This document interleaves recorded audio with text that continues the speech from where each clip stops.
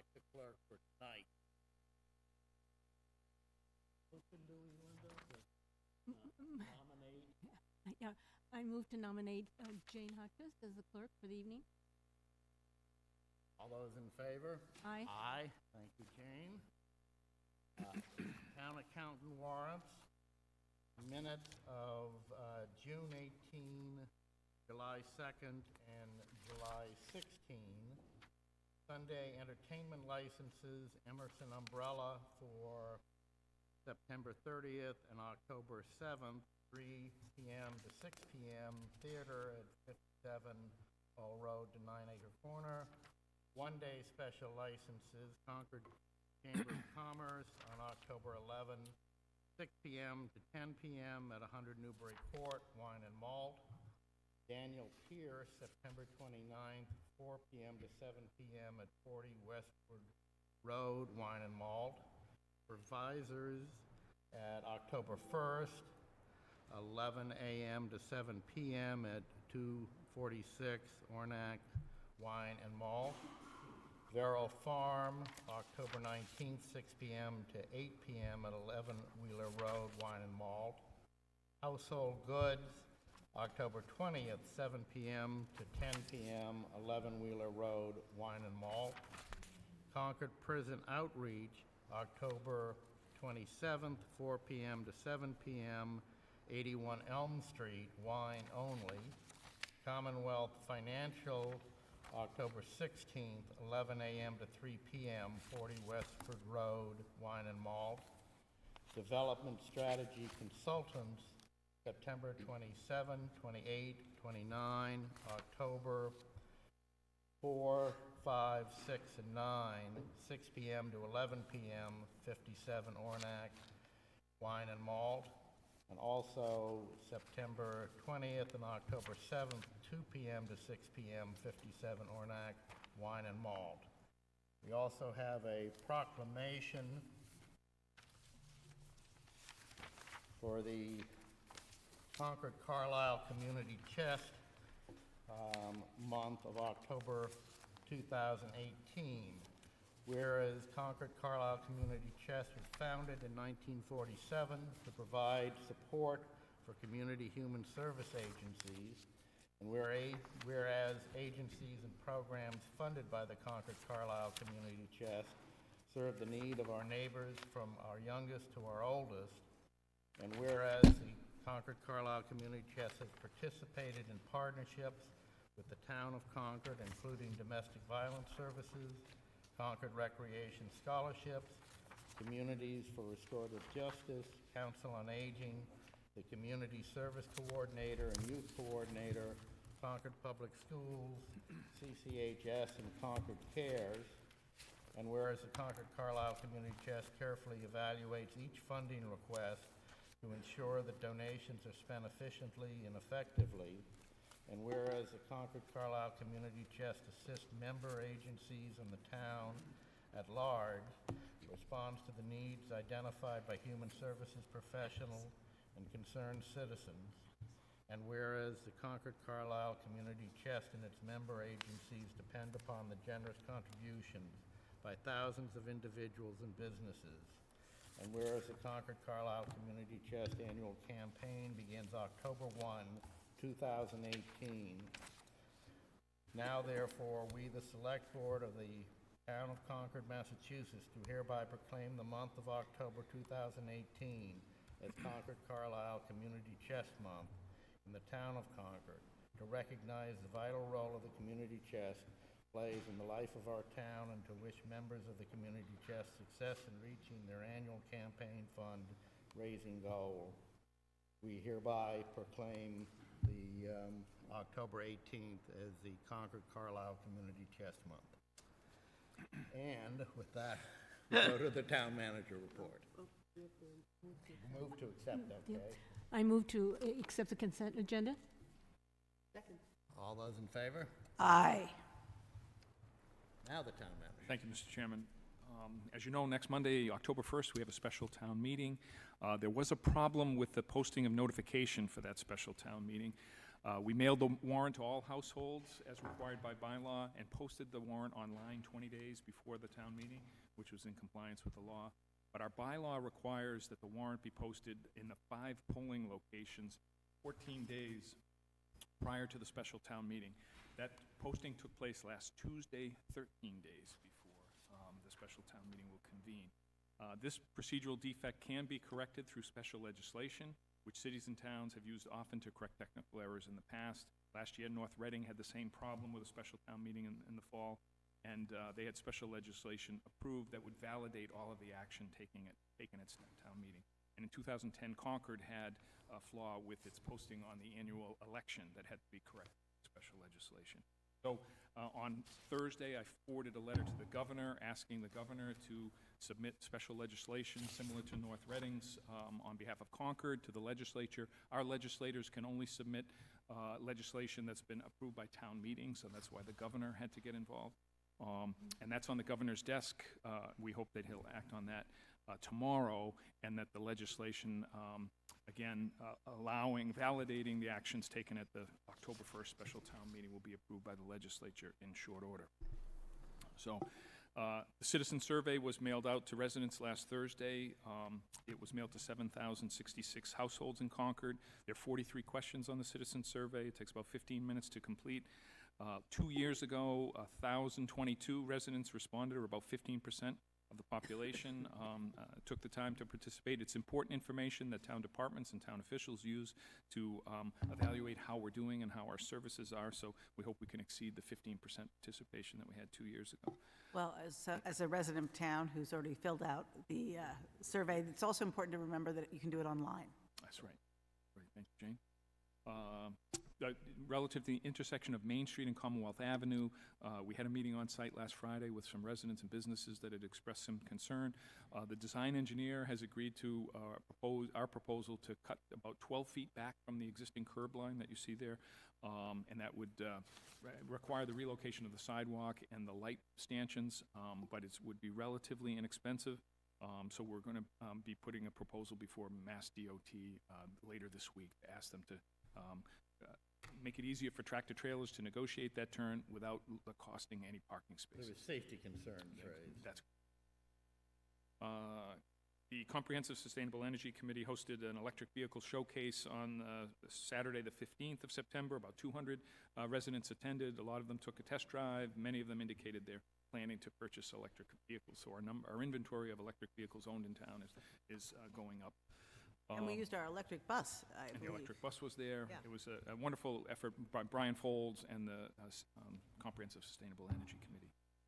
This month, in the month of September, the electric bills will reflect that 1 cent per kilowatt hour that the Light Board voted to green our power. So the proceeds of that 1 cent increase will be used to purchase SRECs, or solar renewable energy credits, or other renewable energy credits so that we can purchase green power. And the expectation is that by the end of calendar 2019, 67% of Concord's electricity will come from green power sources.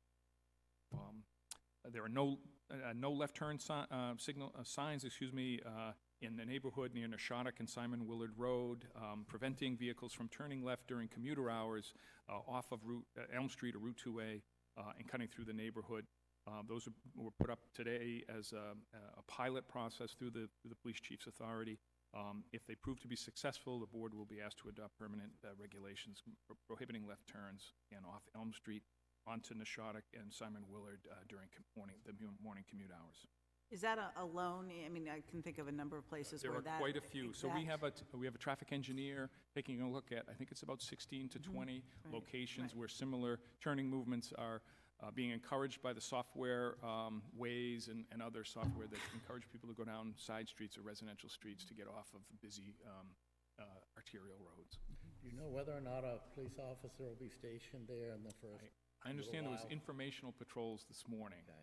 So I think they will be out there playing an educational role, educating people about the change in the rules.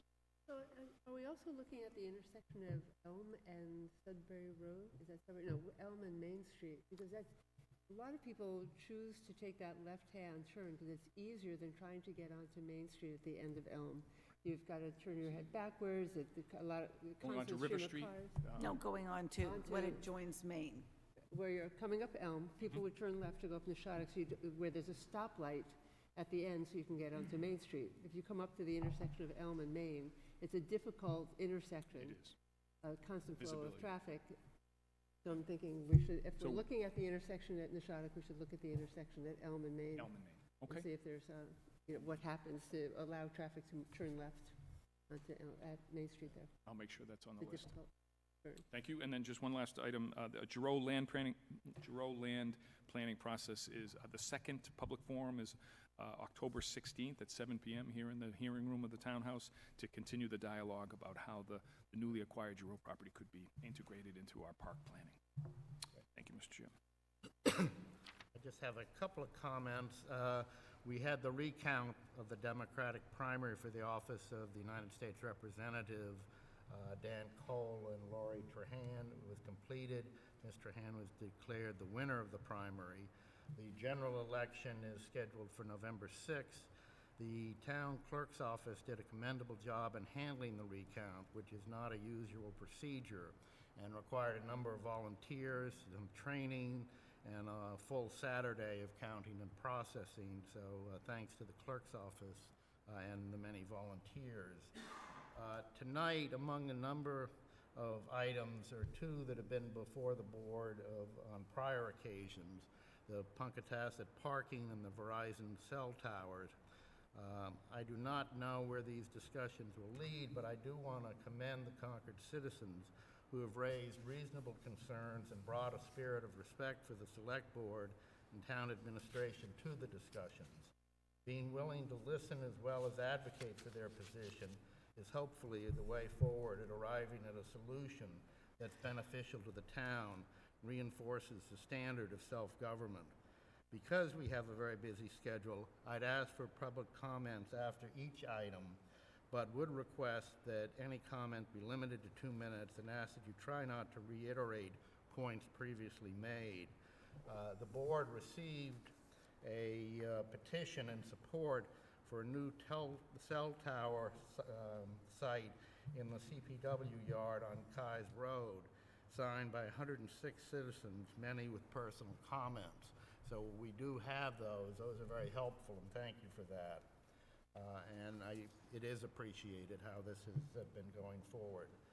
So with that, we will move to item number 5, discussion of affordable fund options. Liz, will you? Please, well, wherever you'd like. Whatever's easiest. Hi, I'm Liz Rust. I'm the Director of the Regional Housing Services Office and resident at 201 Commonwealth Avenue. So I'm here today. There was a short memo in your packet, is that right? That talks about options for affordable housing funds. So the background in this is, of course, the town of Concord has the potential opportunity to receive $1 million in donated funds for the purpose of affordable housing to be discussed and voted at the special town meeting on October 1st. And so this is an opportunity to look at where those funds might be housed. So I just put together some options really for your discussion and review. So it's a brief summary, should the funds be available. This hasn't been reviewed with town council, and I'm no expert on all the kinds of municipal funds, but I think that this provides a general overview. It could also be reviewed with the Affordable Housing Funding Committee as a next step. And as we go through, you'll see some are more permanent solutions and some are more one-time to take advantage of this specific, unique opportunity. I think one of the issues on this was sort of where the funds would be, who would have control over them, and wanting to make sure that they would remain for the purpose of affordable housing, assisting in that, because the town would be, in essence, giving up 2 units up there. Exactly. I think the warrant article is specific that the fund would be designated for affordable housing to the, as agreed to by the zoning board and yourselves, I believe.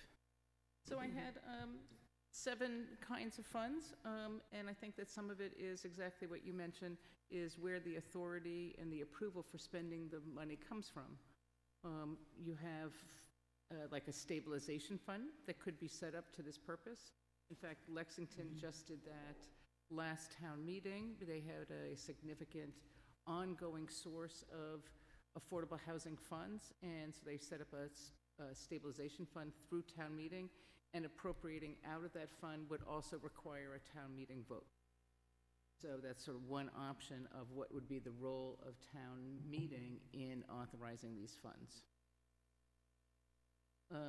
There are revolving funds, which town meeting establishes them, and I think that you see this on the annual town meeting and sets the annual spending limit. Again, this would be segregated from the general fund. And funding approval and expenditure is determined on how you set it up. So you have a lot of options. I don't know any examples of revolving funds set up for affordable housing purposes. My impression of revolving funds is that they're used more for ongoing expenses that are more regular. So if this is an occasional influx of revenue and infrequent expenses, I don't know if that's the best setup, but I don't know if there's anything in the Massachusetts general law that would preclude using a revolving fund. But it gives you a lot of flexibility on how you want to set up the authority and approval. Acton has had a lot of success with gift funds. And here on this chart, you can see the Massachusetts general law that outlines exactly how these funds are set up and used. And they have done that through select board approval, and they've used them for very similar kinds of situations. So Concord Muse gave Acton some amount of funds as part of that development, so that a special gift fund was set up.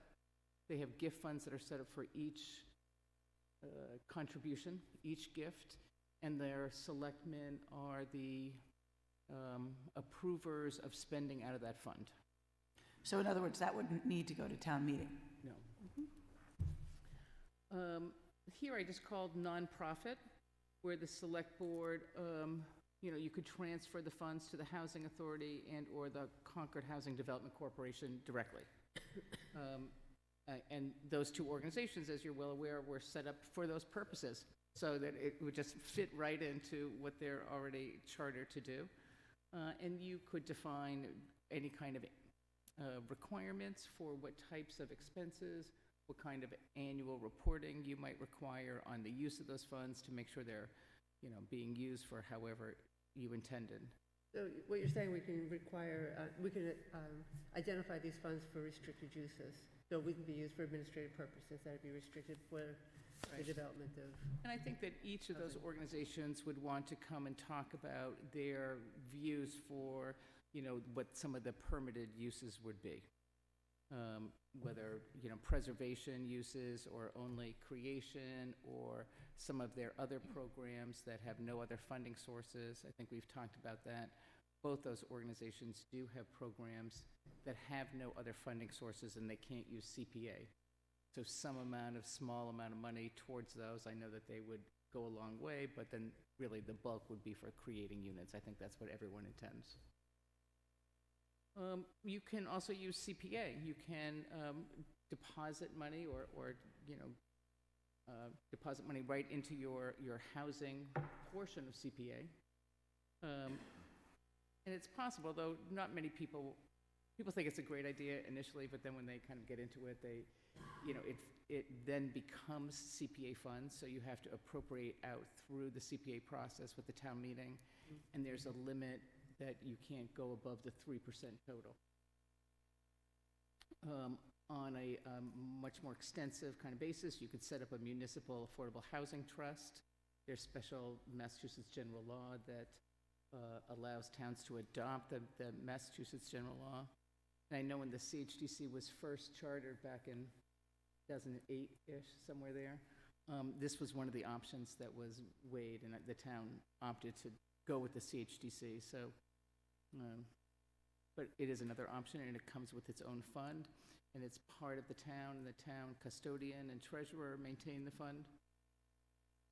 And then you have enterprise funds, which again, aren't normally thought of for this kind of purpose. But it is a type of municipal fund, so I put it here, though I don't know that it would be applicable. I see you say fund, the oversight is by an outside board, so. Often the enterprise funds are like that. I mean, I'm not sure, but I would assume that you could set it up differently, but it's usually, the swimming pools or, something like that. So it's not really for the infrequent activity, which I imagine what would happen with these funds. Liz, could you just explain, you mentioned no appropriation under the gift funds. Yes. Can you say a little bit more about that? So I use Acton as an example, and so when they set up the funds, and then the select board, the selectmen in Acton are able to approve expenditures out of the fund. Okay. And are they limited to, can you use funds across the gift accounts within the categories of the gift account towards a specific project? I have read some examples where if they can be set up, most simply, they're set up for one gift creates one fund, but you can have a larger fund to accept multiple gifts. Like if you were going to do like some park and you were accepting gifts for like bricks or something, like one of those things, you could have multiple gifts go into the fund. It's a little bit more complex, but the DOR guidance does talk to that being allowed. But Acton, I know, uses it for specific projects, and they might have 5 or 6 different gift funds, and they'll spend out of one, and then the next one will come in, and they're often receiving donations from developers of their larger project. And this is what they use. And I know you use the same town council firm, so that they're going to be very familiar with that process. So just, that brings up a question for me. How common is this practice of, this will come to select board, to town meeting, special town meeting this month or October 1st. How common is accepting developer money versus Common. Certainly common in Boston. That's, And, I know, and that's what I people wanted do to. it all different ways. Some people do just a like a development services agreement, and Right. in the development services agreement have specified this much money are going to go to the school technology, Right. and this much is going to go here, and then when the payments come in, they just go to wherever they're going. Right. Because it's been presented here somewhat uniquely, but I don't think it is as unique as perhaps. Right. We've What looked makes at it it. unique here is that it's a restricted purpose upon donation. So where would that purpose be? And Concord doesn't already have a fund set up to receive affordable housing funds. Like if you Hence- already had one of those or a precedent, this would be, I think the Munson Road one was the last one I was aware of, like some number of years ago. And I'm not sure what fund it was actually in, but this might be an opportunity to set a different kind of precedent.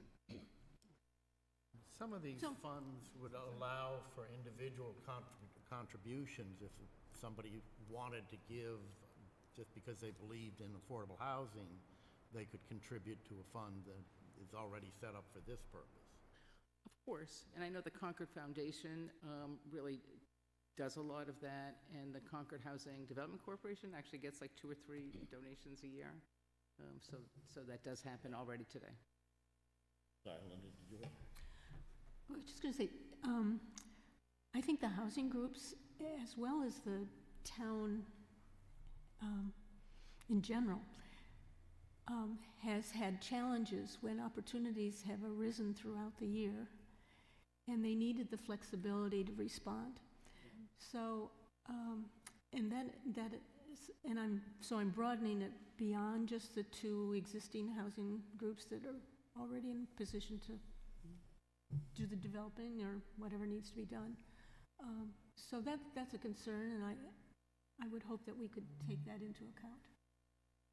I mean, not going to town meeting, is that what you mean? One, to have the flexibility to respond Yeah. throughout to the extent that we can, throughout the year to respond to opportunities. And 2, to have the ability for the 2 housing entities as well as the town to respond because some of those opportunities come to the town and not to the two housing groups. So all three could benefit, if you want to look at it that way. Anybody else on the board? Anybody in the public like to make a comment? Seeing none, thank you very much, Liz. That's very helpful. Thanks, Liz. Yeah. We now, item number 6, which is the public hearing, alteration of premises for alcohol served at Nashotah Country Club. Do I have a motion to open the hearing? I move to open the public hearing. Second. All those in favor? Aye. We received an email at 12:58 p.m. today stating, unfortunately, our architect could not provide the necessary material and time for tonight's meeting. Our general manager is also working on getting a copy of the deed. We will not make tonight's hearing and will shoot for the next one. I'll deliver materials as soon as I receive them. Let me know if there are any other items missing. Much gratitude, Boris, who is Lowbrig, who is at the Nashotah Country Club. So with that in mind, do I have another motion? You do. I move to continue the public hearing to October 15th, 2018. Second. All those in favor? Aye. Thank you. We now move to the wireless communication facility and public safety discussion. Mr. Chairman? Yes, please. It wasn't long after the board decided not to locate a cell tower in the Emerson umbrella, Emerson Field area. Shortly after that decision was made, we received quite a few comments from a variety of sources on the unusually poor cell service. I think starting with our new assistant fire chief, who comes to us from Maynard and attempted to place a few calls his first week on the job from different places throughout the town, was shocked that he couldn't place a cell call from a remote location while he was on the road. And then we've had other public safety-related concerns expressed where someone was trying to reach the fire department for minor medical and had trouble getting through and was concerned that had it been a major medical problem and the drop calls happened repeatedly. We've heard from a number of businesses. I know someone that was standing in line at a local coffee shop, and the 3 customers in front of her attempted to pay with the credit card and were with their phone, unable to. And we're beginning to hear all kinds of stories about the really poor cell coverage in Concord Center, which we hadn't heard much during the earlier conversation. So we did contact Verizon about that. A number of people, Mr. Lawson I think included, mentioned that they wondered if Verizon had turned down the big dial that provided service in Concord Center. They assured us, and they're here tonight, so they can assure you as well, that isn't what happened. It's the fact that there's the calls that are being placed are overwhelming the system that currently exists. They predicted this 3 to 4 years ago when they first approached us to improve the cell coverage, and it's coming to light, and it is only going to get worse. So I thought I'd have some of the town public safety staff comment, as well as other staff that are here, and then Verizon is here to answer any questions that the board might have. We both have the fire chief and the police chief. I don't know if which one would like to go first. Come right on up, sir. Yeah, there's the mic. Good evening. Good evening. Tom Judge, Fire Chief. So my information is anecdotal. I think it's no mystery to anybody that when we drive through the center now, we can pretty much expect to drop a call. That's been my experience in the Walden, Main Street area, and that's a concern for public safety for a couple of reasons.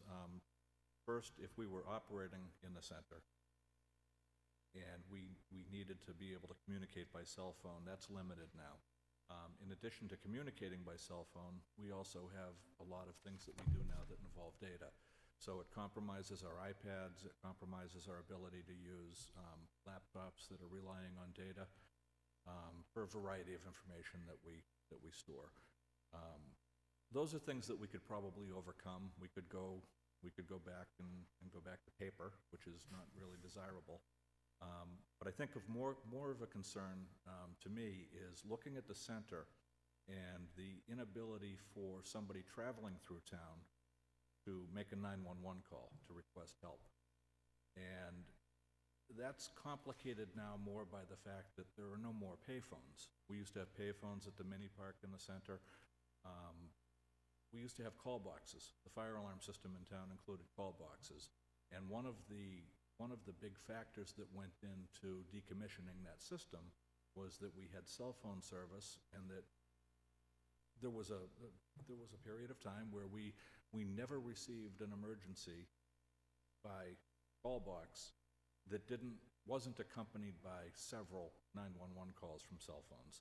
So it is a concern now that we have the center of Concord with, this inability to make a cell phone call, and it just lends itself to the inability of somebody to make a 911 call to report an emergency. Going back a number of years, when we had the call boxes, there was a fire at what is now the Coldwell Banker building. I think it was Power Realty at the time, possibly. That was reported by the call box in the square. That was box 24, somebody pulled that box. There was a fire at the stationery store in the basement of the Colonnade building, and that was reported by call box. In both cases, cell phones didn't exist then, or if they did, they were not all that popular. Today, those reports would have to come in by cell phone, or somebody's going to have to drive to a better area to get a signal, or they're going to have to drive to the fire station. So I think that pretty much sums up my concerns with it. It's it's all about giving people the ability to report what they're seeing, and our ability to communicate when we're working and operating around the center of Concord. Thank you.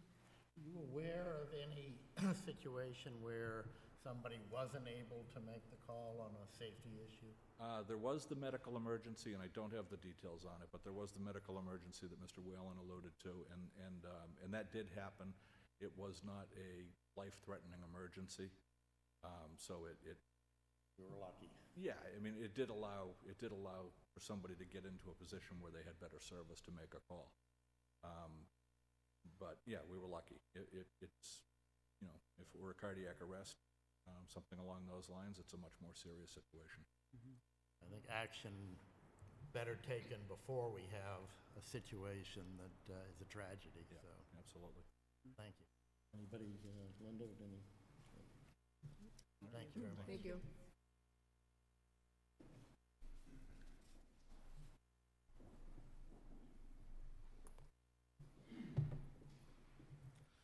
Good evening. I'm Joseph O'Connor. I'm the police chief. I'll keep my comments brief. They really echo the feelings that the fire chief just expressed. But I spoke to my lead dispatcher today, Nancy Campbell, who oversees all the 911 calls. The police department oversees that responsibility, dispatching police, fire, and EMS. And I asked her about cell phone calls from the Concord Center. And she said that we were dropping calls on a consistent basis there. I know firsthand from being in the center on quite a regular basis, the inability to make calls, use data with texting or emails, particularly if you're in a building. And I can pretty much tell when I'm talking to a member of my staff where they are, because we'll drop calls when they're in Concord Center. Setting aside the inconvenience piece of that, as the fire chief was mentioning, time is important, particularly in the medical calls or any type of emergency. And the number of people that we have from outside of the town, the chief alluded to someone coming to the station, tourists, and the number of tourists that are in town, or people coming, visiting, shopping, using our restaurants, and so forth. They may not know where that is. They may hesitate and continue trying to get calls through, and we just quite often, we're losing those calls, and it's a concern. And quite frankly, it's not just in Concord Center. I talked to my school resource officer in schools and other places in town. place locations in West Concord. The cell service is certainly an issue, but particular Concord Center is a problem for us. Is this something that you noticed more recently, or is this an ongoing problem?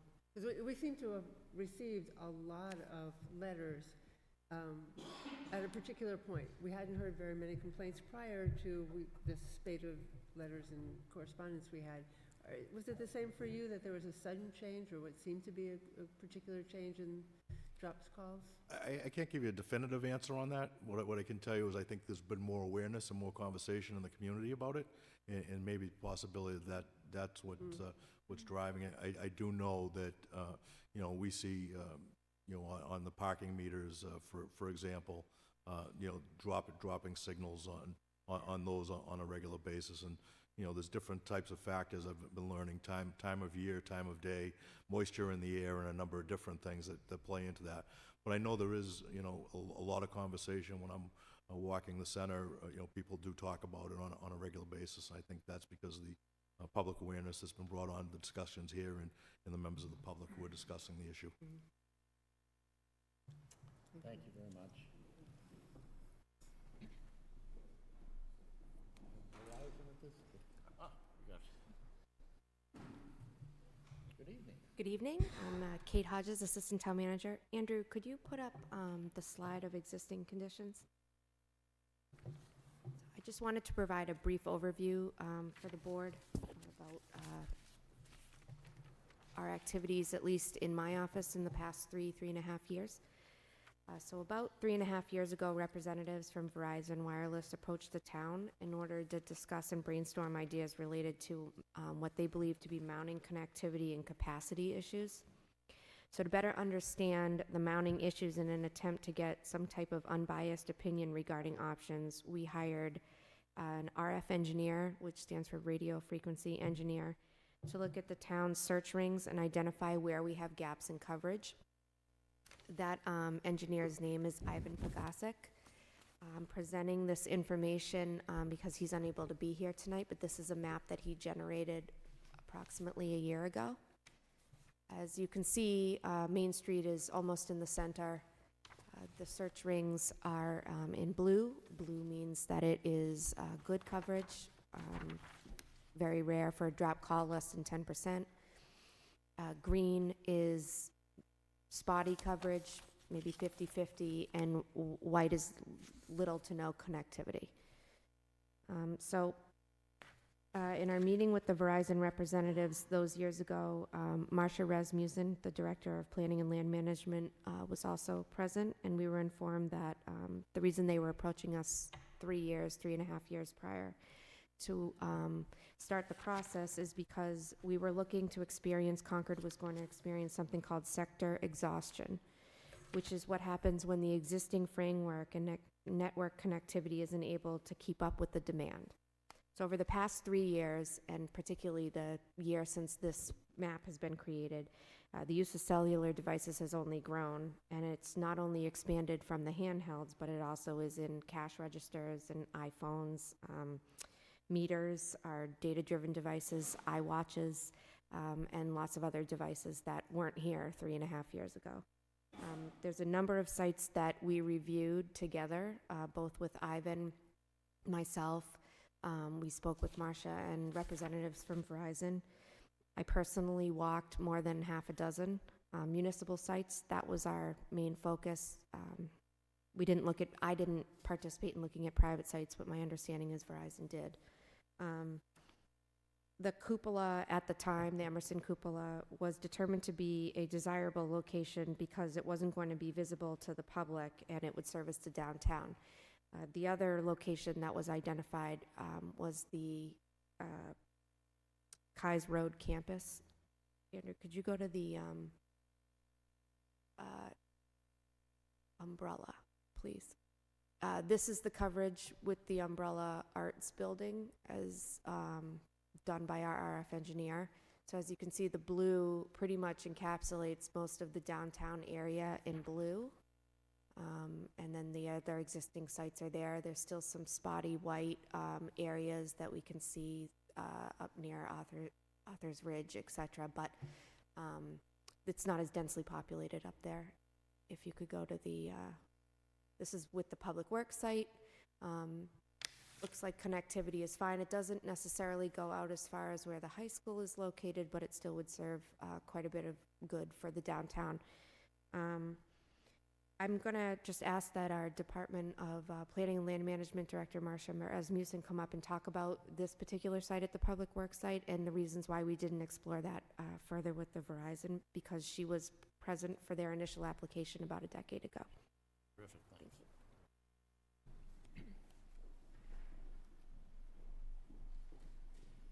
Good evening. Marcia Rasmussen, Director of Planning and Land Management. The Kai's Road site was investigated by another company, OmniPoint, back in 2006. And an application was made first to the Historic Districts Commission. Part of the process, because wireless communications seeks a license through the Federal Telecommunications Act, they have to address something called the Section 106, which is the National Historic Preservation Act of 1966, and it requires those seeking sites for wireless communication to take into account the effects of an installation. So when this Kai's Road site was being investigated, we conducted balloon tests to see what the height would be.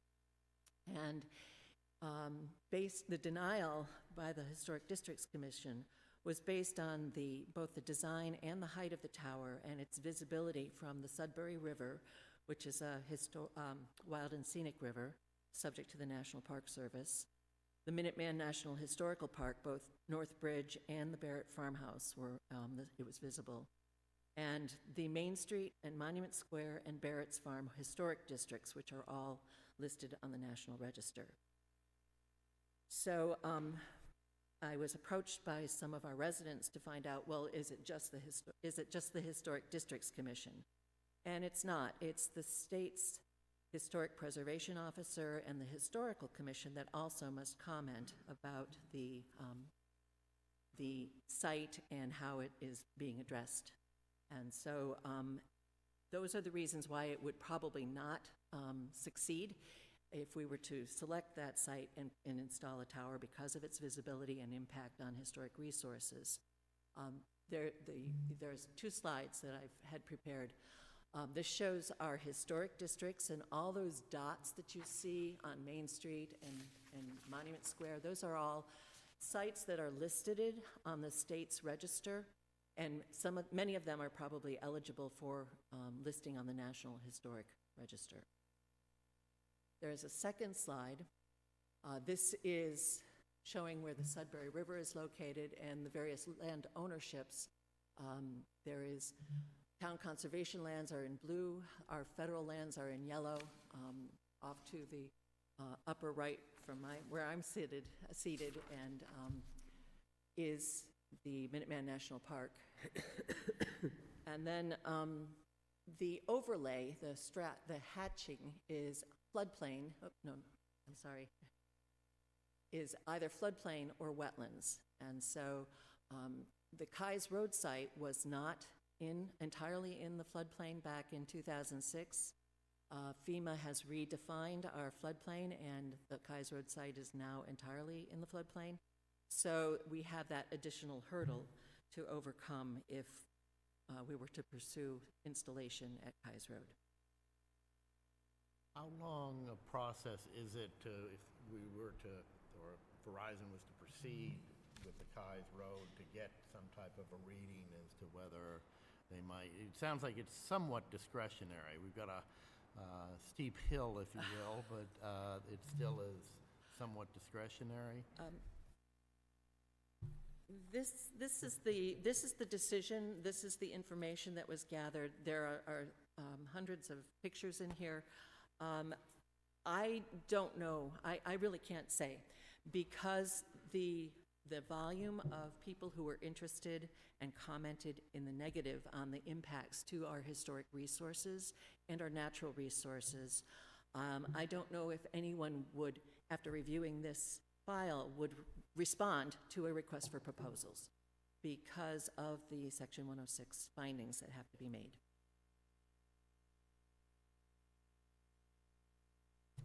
questions? What is the date of that report? Is that from 2006, or is this a more recent one? No, this is from 2006. This was the file that was presented to the Historic Districts Commission. It never made it to the Board of Appeals. They withdrew early on after getting that denial. And what I'm understanding from you is that things have only tightened, the extension of the floodplain adds another layer. But Yes. other than that, none of the reasoning in that application has changed. No, that's correct. Okay. There, But I guess the only thing that perhaps has changed is the needs of the town. Right. And whether that's taken into account, given sort of other issues such as population and the citizen participation and health issues. Right. well, actually, health issues are not the purview of the Board of Appeals in making a decision. I understand the Board of Appeals, but the Historic Commission could take that into account. No, they can't. They can't. No, they're prohibited from taking that into consideration. That's expressly in the telecommunications.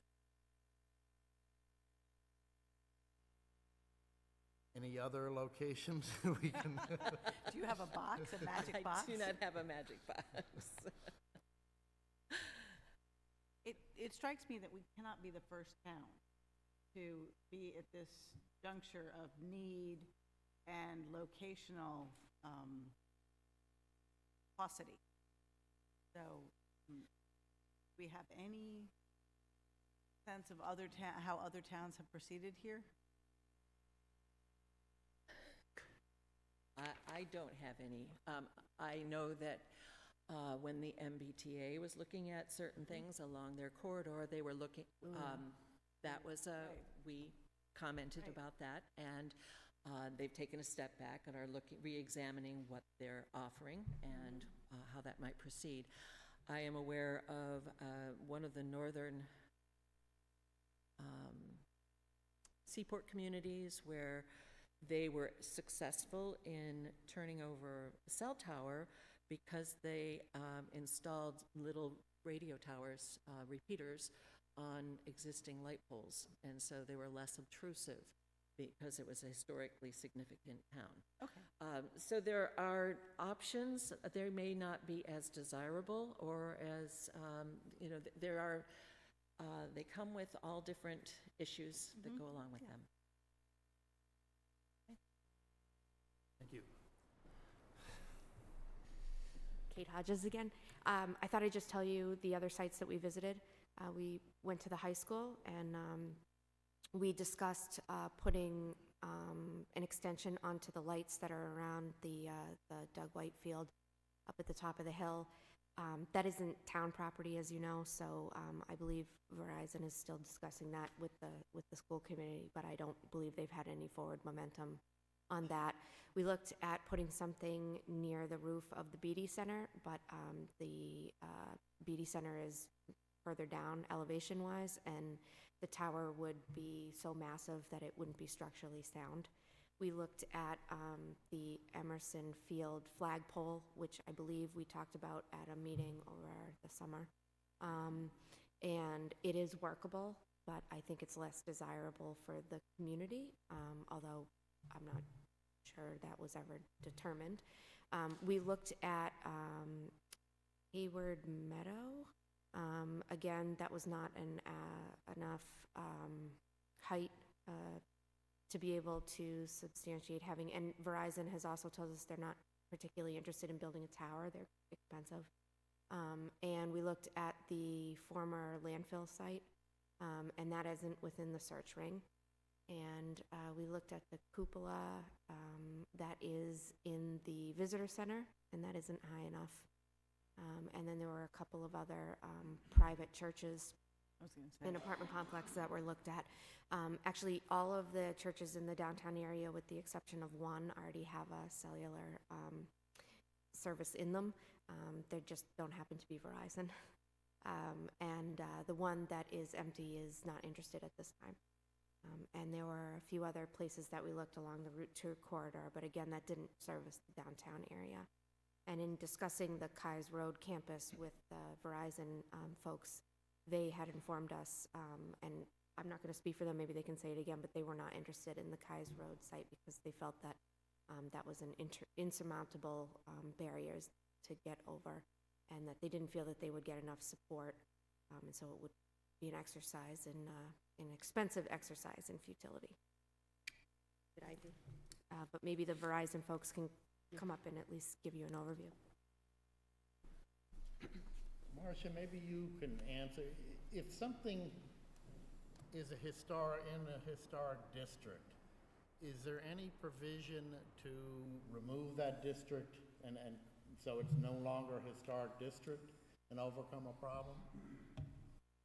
I mean, we create historic districts. I'm wondering if we can Well, uncreate. the, Yes. Well, I don't know how historic. well, the historic districts were all created by town meeting vote and then state legislation. They have special legislation.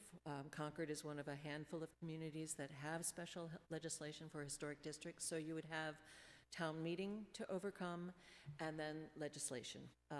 So that's how you would Okay, there is a remove- process. there is a but process. And is it your sense that if that process were successful, that would dramatically change the likelihood of success? Not for the Kais Road site, because it would still be visible from those National Historic Register sites and properties. The State Historic Preservation Officer made a point that 4 entities should comment: the Minuteman National Historical Park Superintendent, the Wild and Scenic Rivers National Park Service staff, the Historical Commission, Concord Historical Commission, and the Concord Historic Districts Commission chairs. So she was seeking the express input of those 4 organizations in making a decision about what the state's position would be. And that would be for basically Any new tower that would be visible. It's not even tower, I mean, because the Concord Historical Commission did comment on the MBTA project Yes. because they were going to put up a series of small towers, but visible from a lot of locations. And so I think it's section 106 of this says the tower doesn't have to be located in the historic district, but if it's visible from it, it's a way to protect the view shed. Hence the balloon test. Right. For those churches that do have wireless communication facilities, they did go through that process. They demonstrated that it wasn't visible, it wasn't impactful to the historic district or the historic properties around them. And so they were issued that certificate of appropriateness. And then there was the Board of Appeals that they then had to proceed with. So, Thank you for the clarification. Any other questions of the board members? Does the public have any Well, I'd like to hear comments? from Verizon. Verizon, yes, I'm sorry. Would you like to? So I have questions for Verizon. Okay. I guess we're asking you to come forward. Yeah.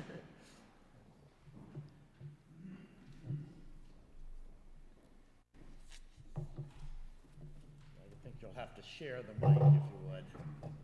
Good evening, thank you for coming. Thank you. Sir? And identify yourself and. Thank you, Mr. Chairman, members of the board, staff, members of the community. Good evening. My name is Earl Duvall. I'm with the law firm of Duvall, Klasnick, and Thompson, and I represent Verizon Wireless. My name is Dave Tivnan. I work for Verizon Wireless.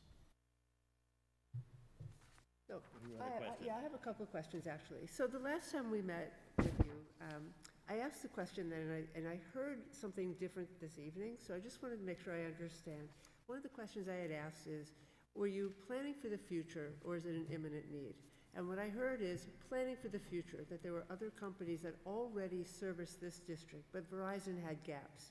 And so it was, at that point, we said, were you experiencing, did you know that you were overloaded?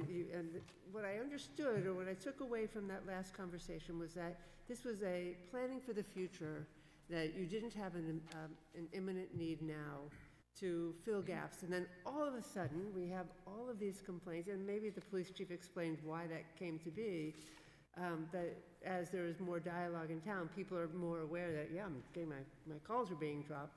But before that conversation, there were no reports about dropped calls.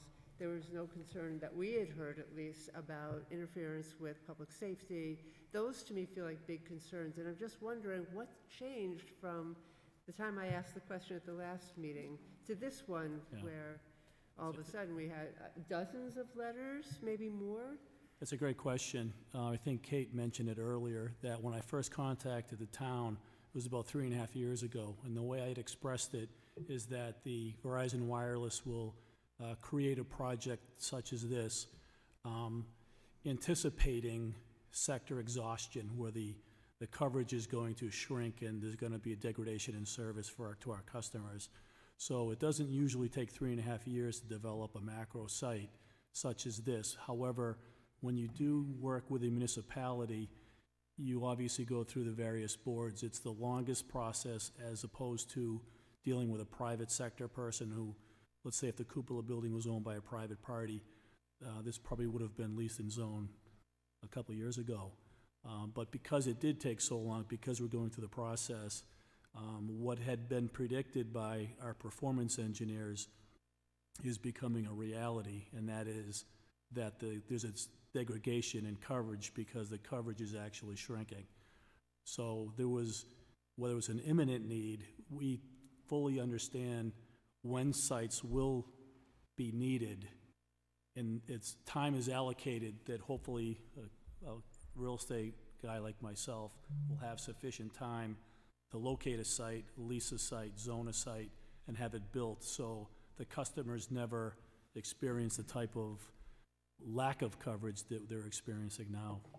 So the reason I'm asking the question again is that we met just a couple of months ago, and it was a couple of months ago you were still planning for something to happen in the future. And that future came very much to reality like almost the next day. So I'm just curious what happened from your perspective. Was there anything that changed in your service delivery or your capacity or something in the network itself that would have caused an immediate change in dropped calls? Because there were no complaints prior to that. And Yeah, we were no, still we- talking about it being a future need, not an imminent need.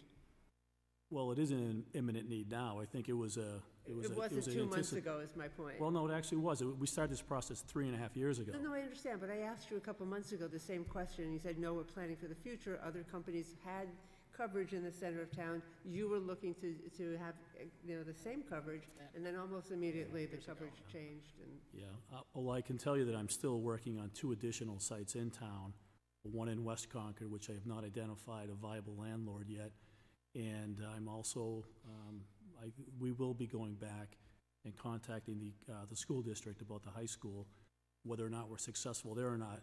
Hopefully we are, but I do have 2 additional sites. These sites they're obviously getting more and more difficult to get done, and they generally don't take 3.5 years, but that's the situation we're in. I hope I'm answering your question. I'm trying to do the best I can.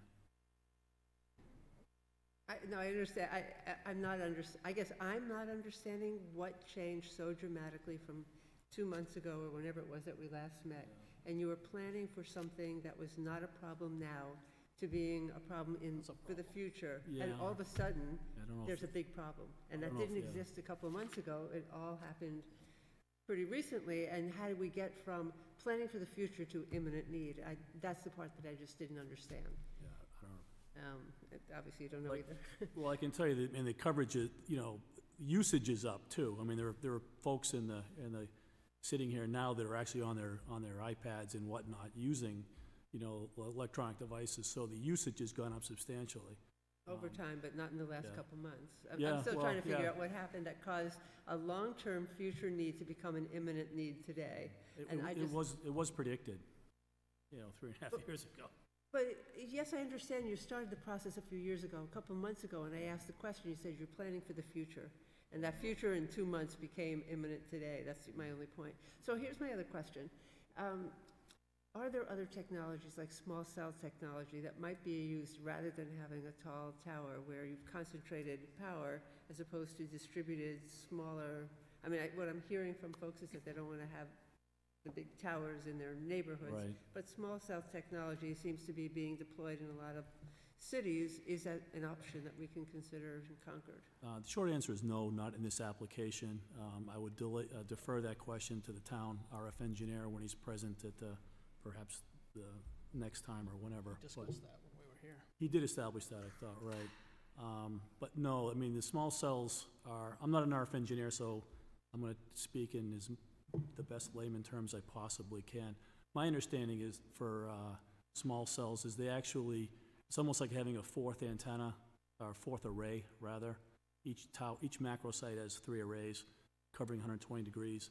So let's say in downtown Boston, you have a problem on a street corner. You can put a small cell there that will go back to the macro site to offload or, provide coverage in difficult applications.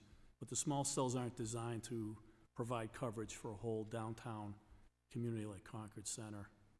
But I think it is, though. I mean, I heard a presentation that, and the reason that City of Boston has gone to small cell is that you can't site large towers. no, I don't know about anything about the RF, or I'm just curious, because what they said is that the signal jumps from small cell to small cell with no interruption to the calls. The calls aren't dropped. Public safety needs are met without the need for installing a large visible pole. And they're small devices on light poles. Yeah, my understanding is small cells complement the macro site. They don't replace it.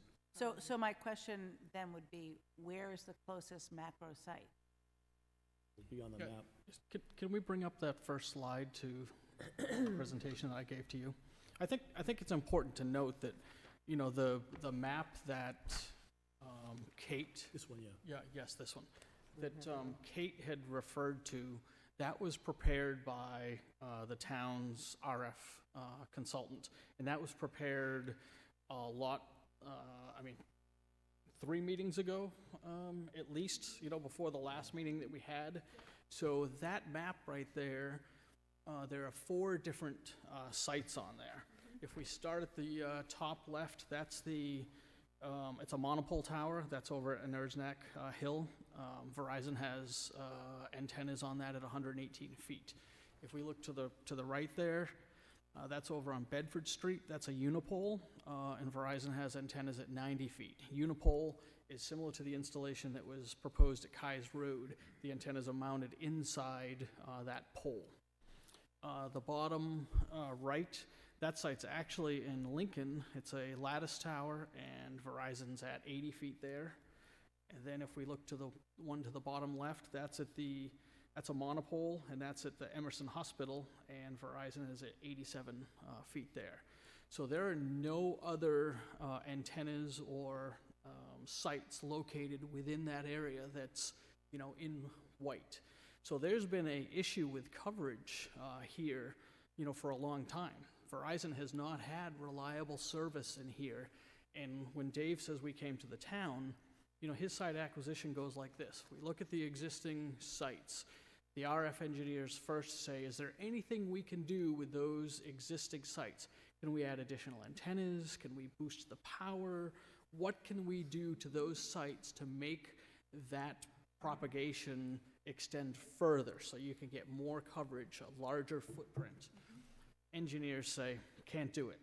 In fact, the capacity, the usage is increasing so much in this area of Verizon Wireless's network that what's going to happen over the next 3 years is that those footprints are going to shrink and shrink and shrink, so that the coverage that's in the middle there, some of it used to be reliable, spotty, is going to just get worse and worse and worse. So it's something that's been going on. And this map, so, and Kate might be able to talk about this, Ivan requested from Verizon every single antenna, the make, the model on each of these sites, the height, the energy, all sorts of questions that a radio frequency engineer would ask to see how to put this, model together to, be able to do that, to do this map. I think it's important also, you reference tower. Verizon Wireless does not want to put a tower in the center of Concord. After Dave looked at those existing sites, he then went to anything that's tall. You know, where can we put things that are tall? Last time we looked at the 3 churches. Sprint's in one, T-Mobile's in one, AT&T is in one, and one has a belfry that the antennas won't fit in and they wouldn't be concealed. So those are private sites. We identified, actually Ivan, the town's expert, identified the umbrella site. And that site is right in the middle of the search ring. And, you know, the town's own, you know, bylaw says that, you know, is encouraging us, because, you know, if the board, you know, authorizes town manager to negotiate a lease for a town-owned property and we go forward, we have a long application process before the zoning board and the planning board. So, but the ordinance itself encourages the use of existing structures. You know, we went to the Emerson Field because the town asked us, we went over there, we looked at the flagpole, and the town says, could you put a flagpole here? And we're in a lot of different flagpoles, you know, call it a unipole. So we had photo simulations done of 2 different heights to that, and, you know, if that is the town's preference, then I think that, you know, Verizon Wireless would move forward with that. We think it's that installation is not as good as the cupola at the umbrella, because that is, and I think I showed pictures last time, and I have them here, you know, that is 81 feet, you know, to that cupola. And, you know, putting a 81-foot pole somewhere is definitely going to be visible. When you put antennas inside that cupola, 4 different arrays, you're not going to see those. Just like the 3 churches, they're going to be not visible unless you know that they're there. So that's why we came forward with, you know, that proposal. If you go back to the second, maybe I can do it with this if I'm. So I mean, this is just a Google, you know, map. You know, here we're sitting here. Here's the umbrella. You know, you can see the different churches here, but it's this entire area that's the, you know, the search ring. There isn't a feasible spot for us to put a tower that, you know, we're going to get approved through the zoning board or the planning board. Or, you know, over here to Kai's Road, I wasn't aware of the reclassification with regards to the wetlands, but that site was way off into the back. You know, moving it up, it might not even work because of the way that DPW compound is back there. But, you know, nothing has changed historically. You know, NEPA, the National Environmental Protection Act, SHPO, the State Historic Preservation Act, and then the Historic Committee here in Concord, along with all those other folks that were going to be notified, there isn't a chance that, you know, we would succeed there, you know, with a pole. And I think the first thing that, if this was to go forward, if we were to go forward with that proposal, the first question from the zoning board is going to be, did you investigate, you know, all of the cupolas? Did you investigate anything that you could conceal these, you know, antennas in? I mean, we spoke with someone local, Jim, what's his last name? What was that guy's? Yeah, so Jim White, maybe. There was some other work going on, and there was potential cupola to his building, but we're only getting to 35 feet, and, you know, that wasn't, you know, that's not going to provide the height in order to satisfy the, you know, the coverage. So I know this, I apologize if I'm repetitive.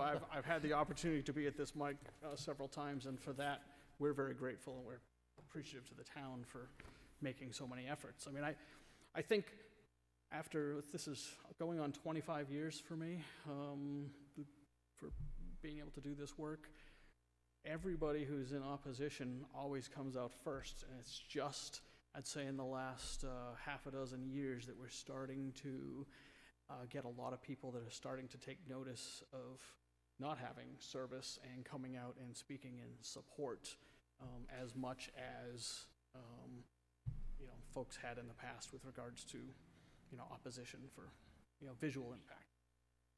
So I think if the opposition had to do with aesthetics, I would not have nearly as much problem, but I do have a problem when we're talking about potential health. And, Yeah, but- I just, that creates a real difficulty, I think. yeah, but Mr. Chairman, if I may, and I apologize, I'm going to leave my No, legal no. hat on, under the Telecommunications Act of 1996 and under very well-established First Circuit case law, so long as the carrier demonstrates that it's in compliance with the FCC mandated levels of emissions, then the board cannot consider it or deny, an application.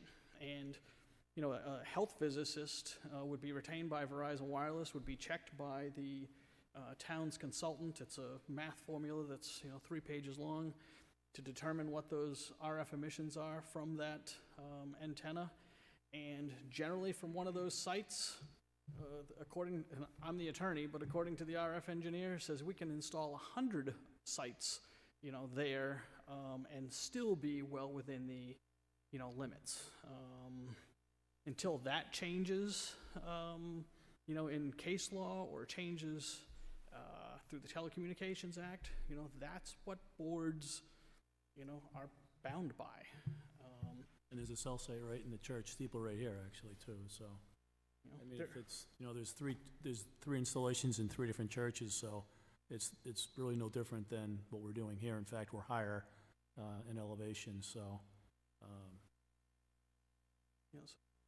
Well, again, I don't mean to beat this conversation too hard, but when we looked at the map of the significant arrays and thinking about the points that Alice brought up about the repeaters, I'm just puzzled as to, given where technology has gone, I look at Main Street and I'm looking at light poles, and they would potentially go between the two. I'm not advocating, I'm just really struggling to understand why, if that works in Boston, So why it can't work here. It works in Boston because there are dozens more macro sites. Those small cell sites do not work unless they connect to a macro site. And each of these sites are macro sites. So I think as we look into the future, if a macro site is allowed in here someplace, someone's going to be back in time asking to do small cell sites in all of these areas that capacity is an issue.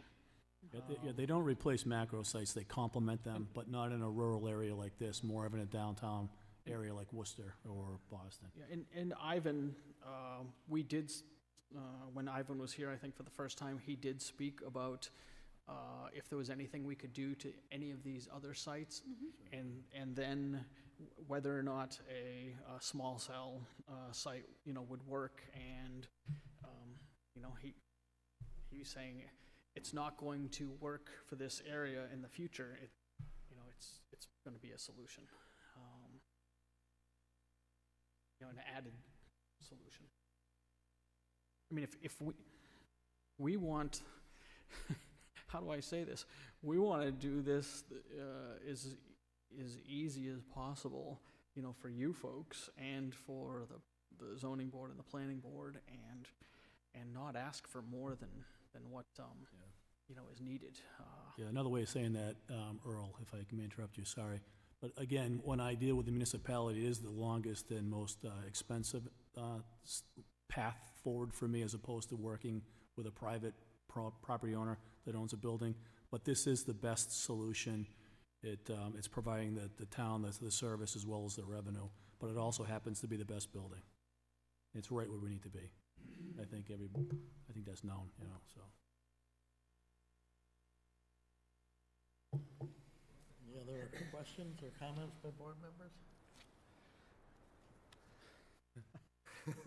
Sorry if I got excited, I Mr. was Chairman. hoping you had a rabbit you could pull out of your hat or something. Right. But, I mean, it's a frustrating thing for all of us, I think, because And there doesn't seem to be a sort of ideal solution that, when you all have a perspective on it, but they say, I think that there's significant, local opposition to it. And we do have to, or at least I feel I have to take that into account as well, so. Thank you, and I'll ask whether the thank you. public Thank you. has some brief comments that they'd like to make.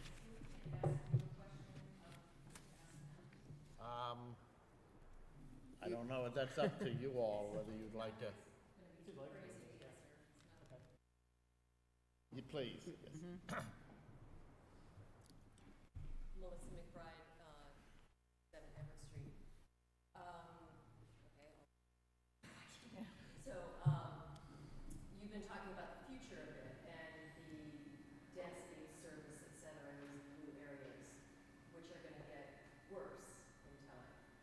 So, I'm just curious where you imagine we're gonna be in 3 to 5 years. Are we gonna be cramming more antennas into steeples? Are we gonna be back in the same place in 3 to 5 years? And I'm also just curious, because I don't use a lot of this technology, why has there been such a seemingly exponential growth in demand? I'm just curious, like, I'm not sitting there streaming things on my phone, or what probably a million people do all the time, which is why this is happening, but I just, yeah, I'll just end it there, but, Yeah, I'll try to answer as best I can. I'm not gonna, I can't, I'm not, again, I'm a real estate consultant, I'm not an RF engineer. I do know that the performance engineer division of Verizon Wireless, as well as the other carriers, fully understand how many calls are being dropped in every community throughout the country. And they anticipate when what we call sector exhaustion is anticipated, so they'll activate an open search ring to a real estate guy like myself to, build these locations prior to the degradation in service, so the customers always have proper service. Consumer demand is the short answer of as to why things are changing. Folks our age or older than me, or even our generation, perhaps don't all use as much as the wireless devices that the children use these days.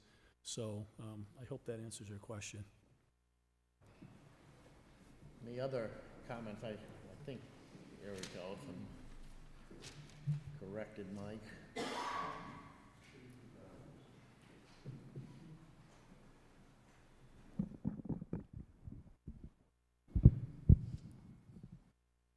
The comment or a question? Comments mostly. Identify yourself if you would. Yes, I'm Sheldon Hines, 74 The Valley Road. One thing I wanted to point out is that there has been a technical error being stated by people. The coverage is not shrinking. It's the capacity that is being overwhelmed. So we've heard two different terms. I agree with the concept of that these existing facilities are less effective, but as was just said, it's because of the increase in use. Those blue areas, if they represent coverage, are not shrinking. It's if you were to arrive at a Sunday morning, you probably would have very little trouble having getting your phone calls through. But like before church starts on Sunday morning. The main thing I would like to say is that satisfying Verizon's request for a facility in Concord Center is a short-term solution for the town, because there are other carriers who also have inadequate coverage in town. And under the Telecommunications Act, we have to be fair to the other carriers as well.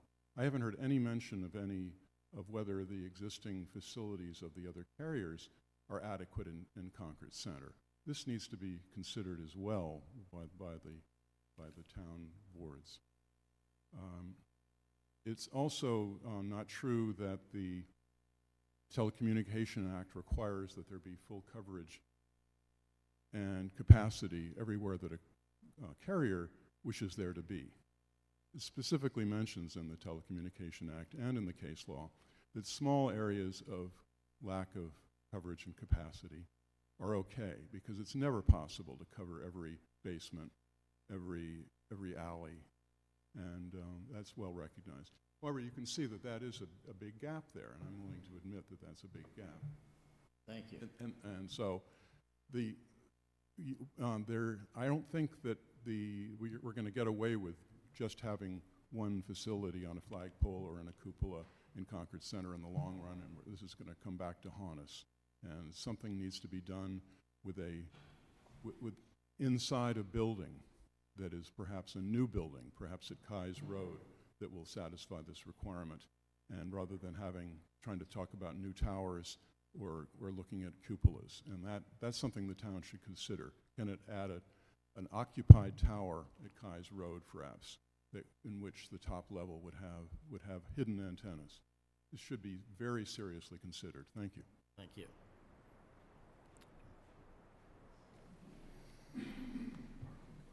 Stuart Weeks, 100 Newbury Court. Thank you for the opportunity to comment. I think there's another health issue here that we're not looking at, and I appreciate those are the concerns that have been raised, but there's a larger health issue. I think we're on a slippery slope, and I don't know how I many want you to make a comment, though, to the Verizon cell. That's what we're here to discuss. That's what I'm seeking to do, Tom.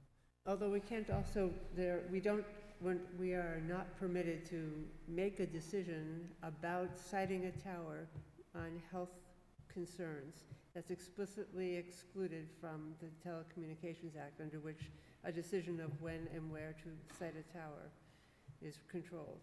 So you started your conversation that you want to talk about health concerns. We can't do anything about that. Yeah, and the reason I mention is because I understood from the police chief and the fire chief that they're health concerns if someone, has a emergency need. So I'm picking up on that. I'm responding to that. You're talking about emergency needs, calls being dropped in emergency situations. Yeah, if that's clear. That's what I understood. I understood a root concern is people could, suffer. We can't provide the coverage. I understood that to be a health issue that was brought forward. So I'm simply trying to say that there are other health issues. And I think it'll become clear. I'll finish up, but I don't know what I was going to say is I don't know how many people here consider themselves to be experts, but I wanted to read some words by the former CEO of Microsoft Canada who addressed this issue, which goes beyond health. He said, the more research I did on the wireless industry, the more I became concerned. I attended, with Health Canada and Industry Canada, our local council. I was amazed at the lack of interest in hearing of any concerns from the community. The Industry Canada folks were there just to quiet everybody. So I continued my research, and I realized that in my career I've seen the tremendous benefits that technology can provide, but I've also seen what can happen if it is not implemented properly. And after my investigation and my analysis, I came to the conclusion, again, this is a former CEO of Microsoft Canada, an expert, and my question was, I don't know how many of us consider ourselves experts, but has gone into this at great length. After my investigations and my analysis, I came to the conclusion that our implementation of wireless technology is not safe, period, full stop. My point is, I think we're on a slippery slope. There are regions that are taking down cell towers for health reasons that have actually gone into the research and have the effects. The other point I wanted to mention in this respect is despite the fact that the Federal Communications Commission, FCC, and the telecom industry assure us that the amount of EMF radiation we're all exposed to is safe, the telecom industry spent $50 million lobbying our elected representatives, public servants, and government officials for the passage of the Telecommunications Act, which grants them total immunity from any liability. They have absolutely no accountability over the safety of their product. Many communities find themselves in the situation where they're unable to tell telecom companies to remove any kind of wireless services, we heard a little of this tonight, based on health issues, if the companies stay compliant with FCC guidelines. And this is a point. Those guidelines, safety standards, were not only issued over 20 years ago, in August 1st of 1996, at the beginning of our cell phone use, but they were set at the upper limits that were determined to be safe for human health. Cell phones and EMF radiation are now everywhere. We're in the midst of what is referred to as this thick EMF soup, and the standards have not been updated in 2 decades. So on behalf of our children who can't speak for themselves, and I conclude with this comment, having taken but a portion of the time that we've heard from the gentleman in front of me, this is a comment by Chris Wollums, who's the editor of Integrated Cancer and Oncology News. And I offer this on behalf of our children and the generations to come. In a world where a drug cannot be launched without proof that it is safe, where the use of herbs and natural compounds available to all since early Egyptian times are now questioned, their safety subjected to the deepest scrutiny, where new food cannot be launched without prior approval, the idea that we can introduce Wi-Fi in mobile phones without restrictions around our 5-year-olds is double standards gone mad. So again, thank you that we can have this time for comment. I think we're on a slippery slope. I offer those comments. I don't think I'm doing a very good job of enforcing our 2-minute rule, but does anybody else want to make a comment? Non-health. Not on health, right. Julie Delsfraul, 18 Barkus Farm Road. Marcia might be the best one to answer this, but I had a question about the design that was shown to the historic folks, because was it, I think Verizon had referred to this, but a monopole that was with internally mounted, so it looked just like a flagpole, because I think Marcia had said that the historic folks had objected to the design. But if it looked just like a flagpole, say you wanted to erect a flagpole, United States flag at the Keyes Road site, would they object to that as well? That's what was proposed. She's going to answer it. Marcia Rasmussen, the design was a flagpole, was a monopole. It was the antenna were going to be installed within the pole itself. It was because it was going to be visible and because of the height. Those were the reasons, in addition to the effect on the historic properties. Thank you. So basically, you can't put anything. Is that what we're to believe? That's visible from... Anything visible, even if it's the United States flag. Jack McBride, 57 Everett Street. 2 points. One, I think the question of health absolutely cannot be considered in the permitting process, but I think the leasing of town property is outside of the permitting, so you probably have a little more leeway without getting in trouble.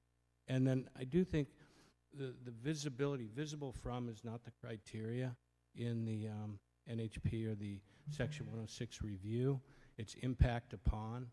And so I think I certainly respect Marcia and her efforts, and I in no way want to suggest that they didn't do a comprehensive job, and I can imagine she dreads the idea, and the town does, to go back and try to do it again, and I respect that.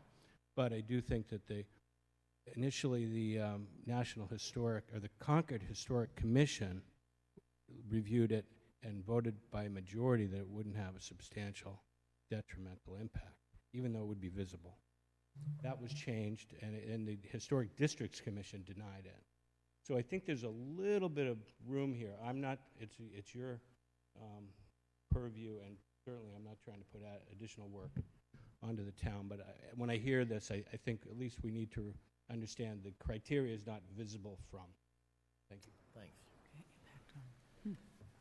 Anybody else, or thank you? Oops, I guess we do have. Alicia Boyajian, 33 Stowe Street. I just wanted to add that I think something that has changed substantially from that first application for Kai's Road is that there is significant resident support for the site. And I did speak very briefly with the State Historical Commission office with Linda Santoro, who is a preservation planner there, and she did very clearly say that resident support would be weighed in their decision to deny or approve an application. So far, we're actually up to 110 signatures from Concord that would support siting at Kai's Road. So I feel like that is worth exploring further. Thank you.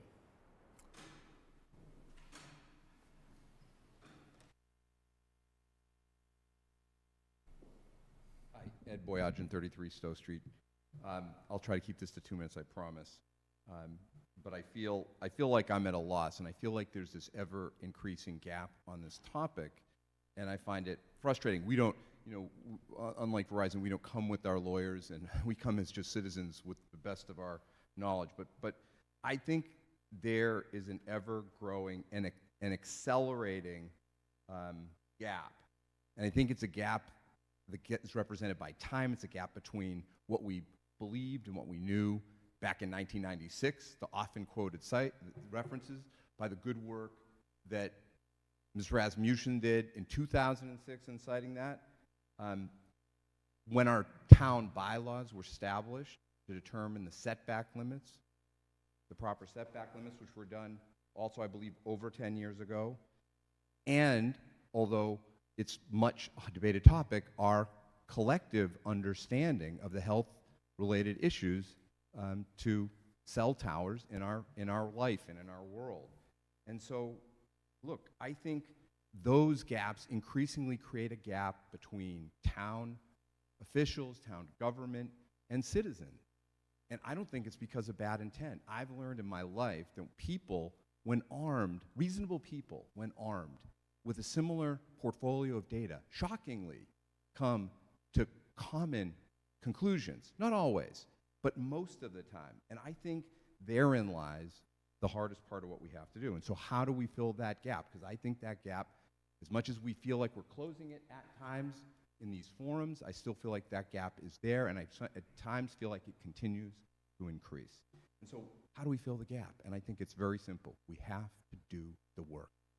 And the work is hard. The work involves going back to the State Historic Commission, not accepting the standards that led us here that may be dated from 2006 and 1996 to be what define how we make our decisions today. And I think that work is really hard. And the good thing about this town and the citizens here in Concord is you've got a lot of really interested, thoughtful people who are trying desperately to do some of this work with you. But we need you to participate in that work too. And so I would ask you to formally ask people in town government to study the science. I didn't believe any of it. I mean, I live in the same house with someone who's passionate about it, and I was not there. But I studied the science, and it changed me, changed how I thought about it. So to that end, I'd ask you, so what's the work look like? Do the work. Study the science. I'd ask that the Select Board, the Planning Commission, the Historic District Commission, the Board of Health, the ZBA, the town manager and assistant town manager, and the Natural Resources Commission, I guess the school committee too, do the reading. Study, do the study. Before we do anything, just study it. You don't have to make any decision based on it, but we should at least have a common frame of reference. So when we have these conversations and feel like we're talking past each other. And then recognize, and I understand too, we have to balance the risks. It's not just a risk for health of citizens, we got the other issues that I think both the fire chief and police chief just said so clearly. But I just want to make one other statement. With great deference to Verizon, they have a job to do, but their mission is very simple and very clear. They need to improve coverage in town as needed, and they need to do it to put those towers where we let them. And candidly, again, with great deference, Verizon's opinion about aesthetics aren't relevant to this discussion. It's only relevant where it can go mechanically. That's it. So we come to these meetings and those comments get made, but they shouldn't be relevant to this discussion. Let's wrap it up. I'm done. Yeah. Thank you. But Thank I you. oppose the placement. I oppose the placement at Stowe Street, and I am absolutely for fighting through the hard issues and doing the work to get this placed in the DPW yard. Thank you. I would only sort of end this by saying that we're not the only community, we're not the only place, we're not the only state that is having this issue. It is being looked at nationally, statewide, and all over.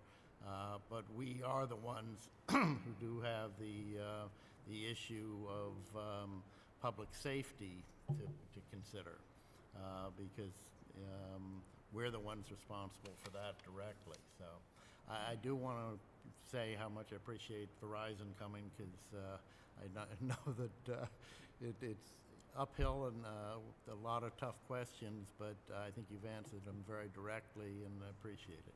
Thank you very much. Thank you. We now move on to item 8, which is the Punkatasset parking update.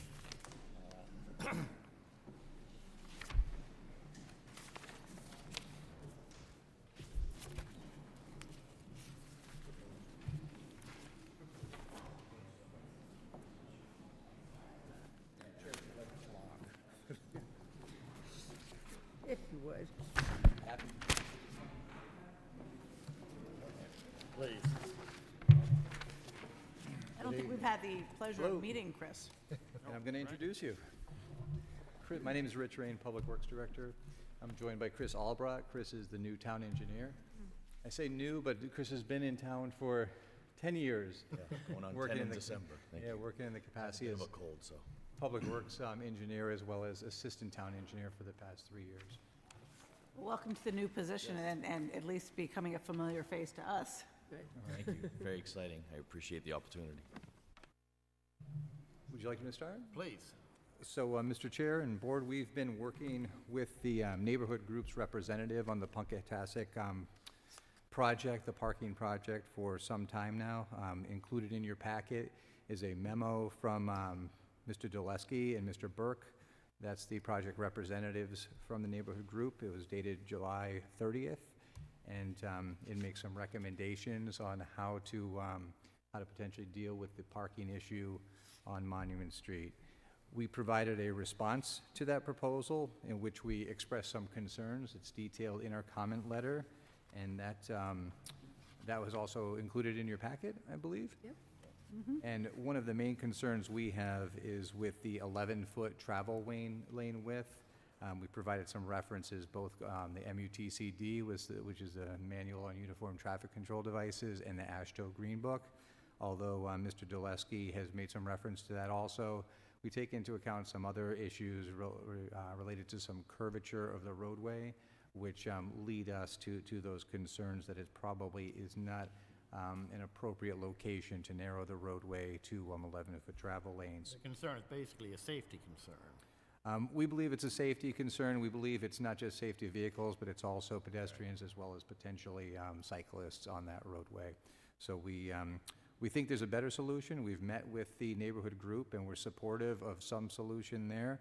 We think that you probably recall when we had this conversation a handful of months ago, we talked about the relocation of the wall, and we thought that was necessary to achieve what we were, trying to construct the improvement. And that wall, if we look at the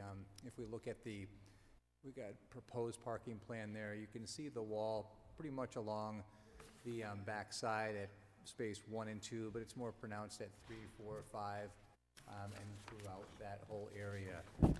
The right-of-way extends pretty much to another 3 feet or so beyond that wall, and we believe that we have the adequate room to remove that wall and place it about 3.5 feet to the edge of right-of-way, which would then allow for the parking stall to be increased in size, and it would actually allow the ingress and egress from the passenger side door without parking in the travel lane.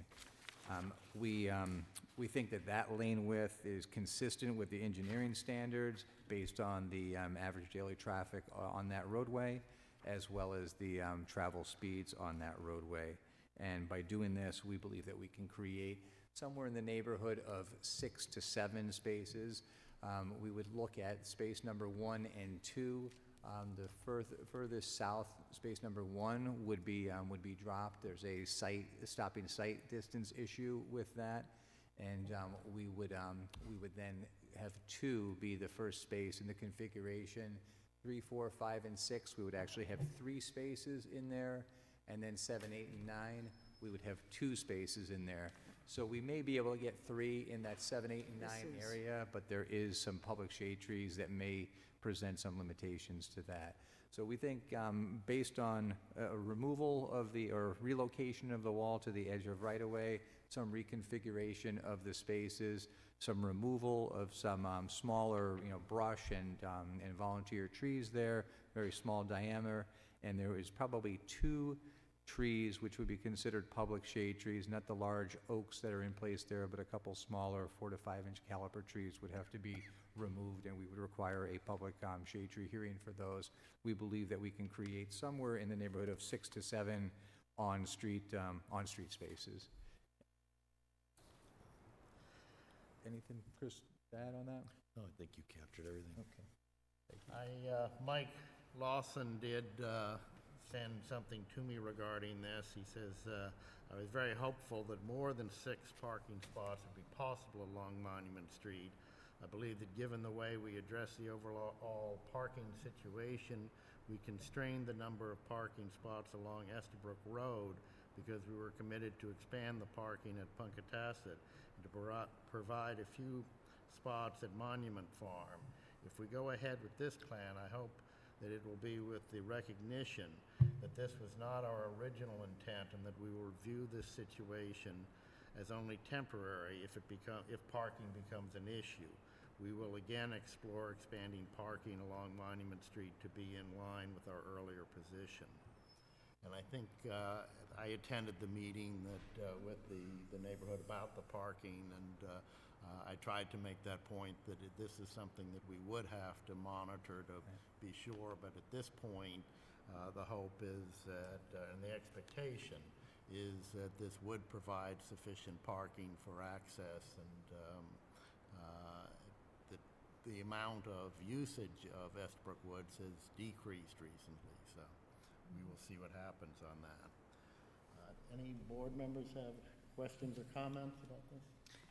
I'm glad that Mike brought the issues up that he did in his letter, because having been the liaison to the Estabrook Woods Parking Access Study Committee, which met for a very long period of time to wrestle with exactly this issue, not just at Punkatasset, but at all the entrances to Estabrook. Many things have changed since then, so I'm not going to dredge out the report and try and align the findings that that committee brought to the select board, because the situation has changed. But I would agree that if this is the path that we go forward in, that we do stay mindful of the goal, which was to give the public access. And if the solutions we're achieving don't, that we need to come back and put our heads to our pens to paper again, which is not necessarily saying I have a solution at Punkatasset or any one of the sites, but that I don't want to lose sight of the work that other volunteers in this town did for a long period of time to try and wrestle this. And so, thanks. If I may, Mr. Chair, can I just make? Please, yes. The spaces that we're proposing in the first phase, Colin, are the easy spaces. We think that that is something that is a fairly light lift, and we've actually even proposed that Concord Public Works can take on that project ourselves using internal forces, possibly this fall or spring, depending on their competing priorities. I think when you go beyond those spaces, you're looking at different grade changes that make it a lot more complicated and probably a lot more costly for their wall relocation, as well as potentially some grading and larger tree removals that would require some retaining walls. So the first 6 or 7 spaces, I think we can get fairly easily.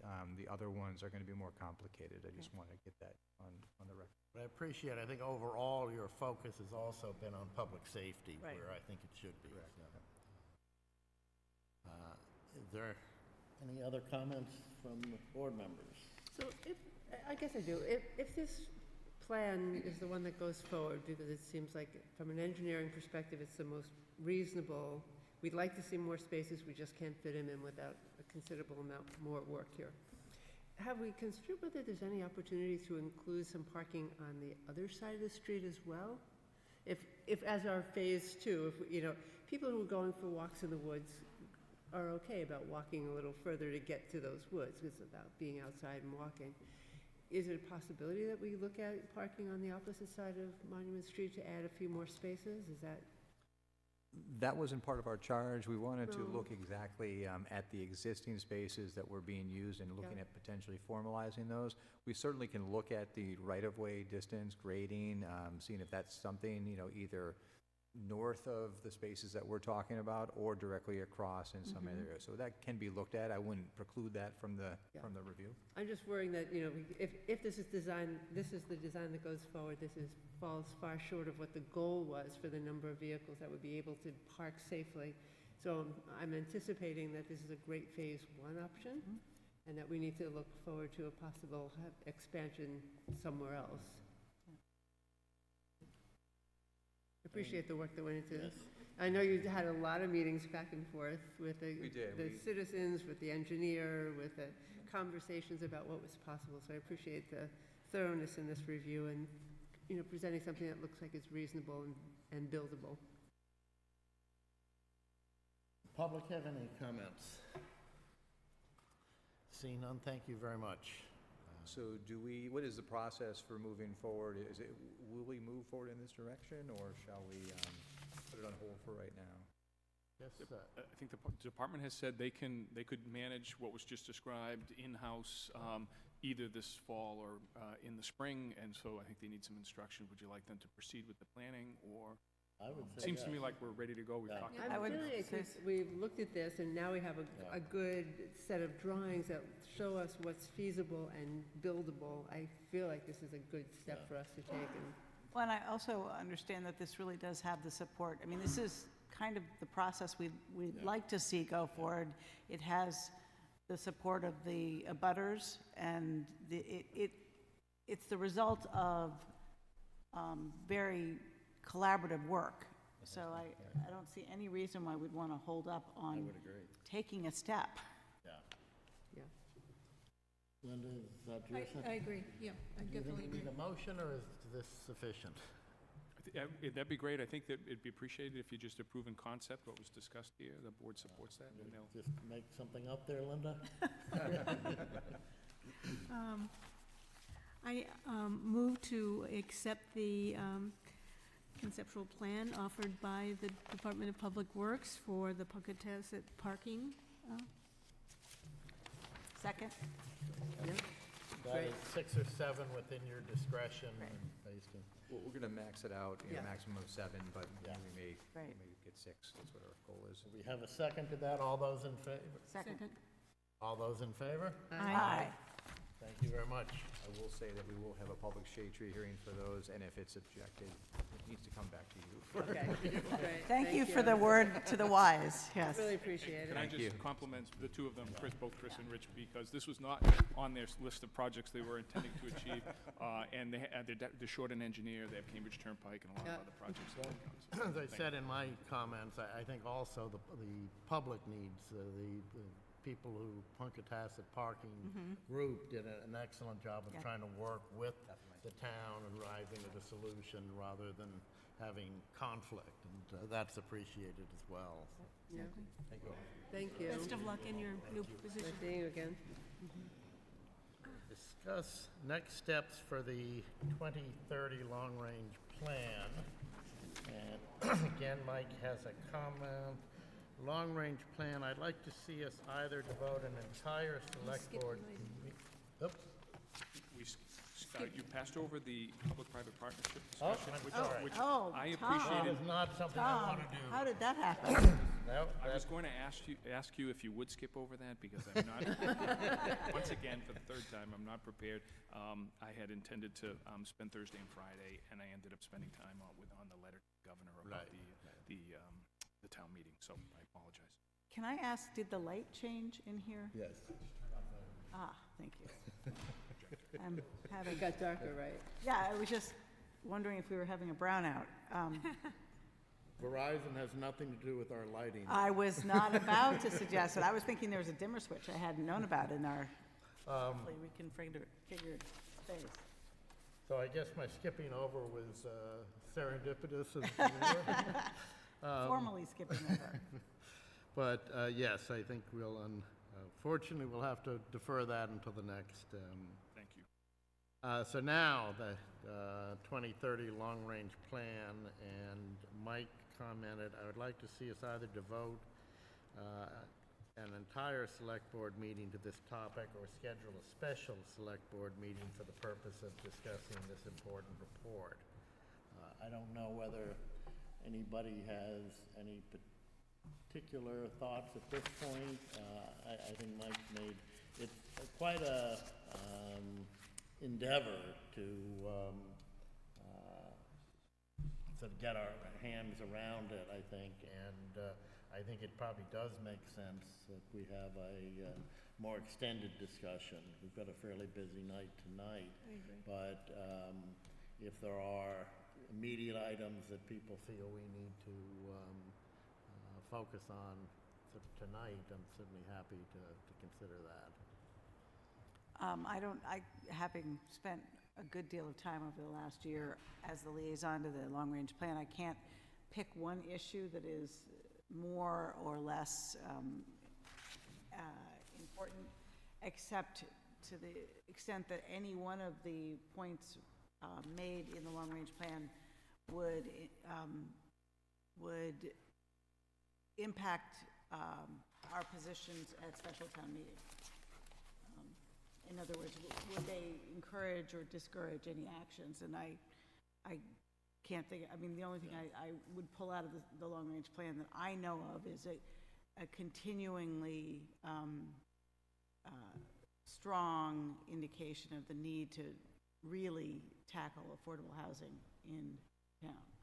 And I think that we're looking at items at the special town meeting that are aimed at that.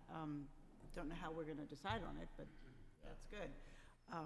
I think that it deserves a full meeting. It certainly took the time. That was one of the reasons that we had item 5, Liz, to discuss the affordable housing tonight, because. I just wanted to put it but within yes, the capstone of the long-range plan. So I'm happy to spend some time at a meeting talking about it, but I have to say that we've always operated under a long-range plan for the town, and we've always had a list of priorities that the town departments first look at. They review what's doable at any given time or any given year. So the question that I'd be asking our board is, are there things that would raise a particular item to the top of the list that we would say are board goals for the town manager to oversee an implementation of in the short term? And so, because I think the town departments really use this as their guiding list of how they're going to implement the goals and aspirations of the town. So for us to talk about it is great. We each took a piece of this, you remember. We each read a section, commented, we all read each other's comments as well. So it's not like it's a foreign document, but we don't have an actual to-do on this unless it's to, and I think we already did accept the report formally. Yes. I'm happy to have an open discussion about what we like or don't like, but it's now a document that's been accepted. It's had numerous public hearings and public meetings about.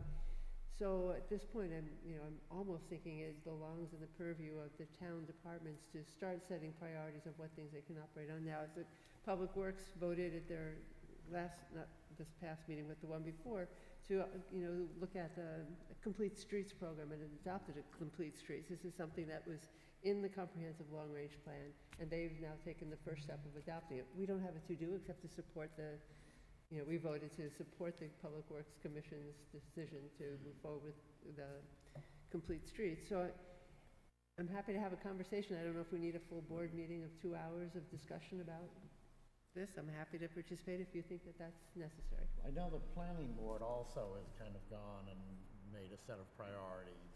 Including possible zoning changes for consideration next spring.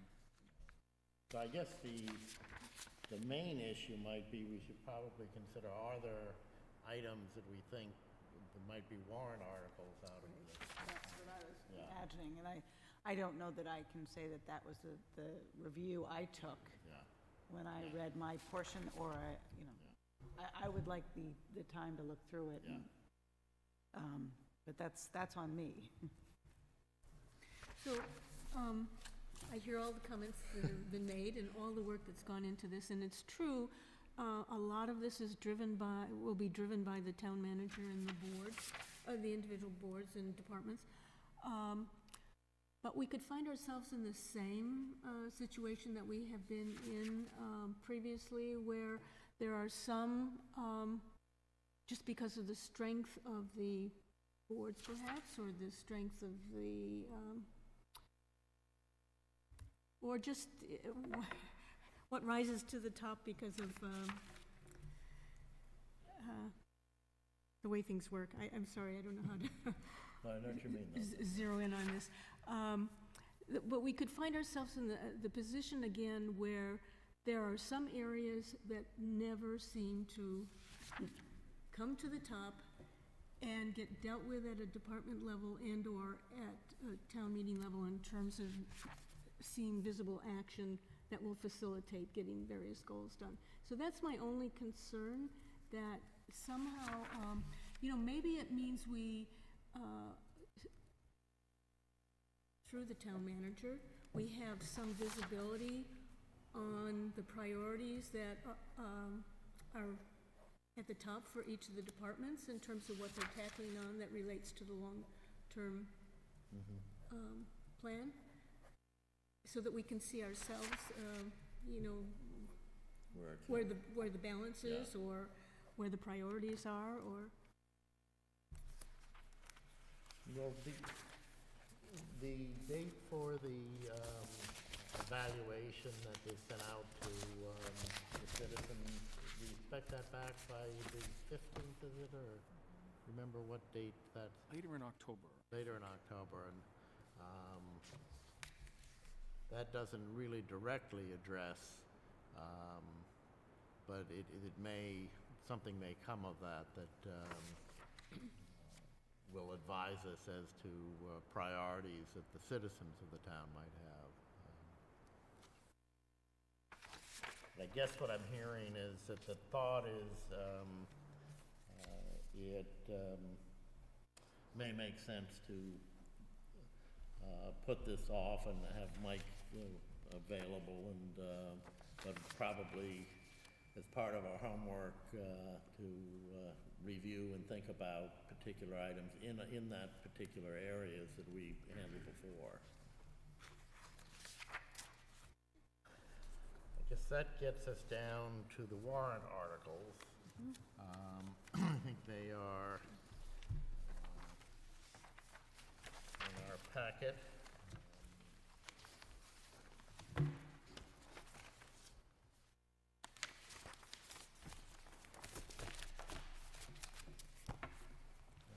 I think there were two items. One of the speakers list and time assignments.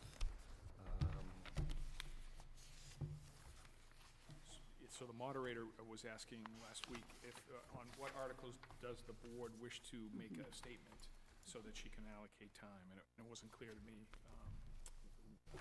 what articles members wish to speak on. And the moderator can always report to the board that the select board supports this article, and you don't have to get up and speak, but there may be articles that you wish to speak on. I think I'm going to be introducing the town manager search appropriation of funds, so that that clearly is one that I think the select board should be. So on the second page, under, it looks like this is the list of what the moderator understands to be the plan. So for Article 8, what we have you down as the primary speaker with 3 minutes. And hopefully that's enough. But, and I don't know if there are other articles, the W.R. Grace or the White Pond. So I would like to make, if possible, even if it's just for a 1-minute statement about White Ponds, because I feel like the opportunity is enormous for the town, and I'd like the opportunity to thank the White Pond Association. We've been working on this for 6 years, and we're working on some sort of, A little history would be valuable, because I do see that where there's a number of emails and questionings coming in about kind of the funding and what's going to happen and who's in charge and that type of thing. And I think we've done a good job of answering those, but the answers have gone more directly to the people who've asked the questions rather than the general public. So should we put you down? I would like to be put down for 2 minutes at most. I'll try to do it under that, but.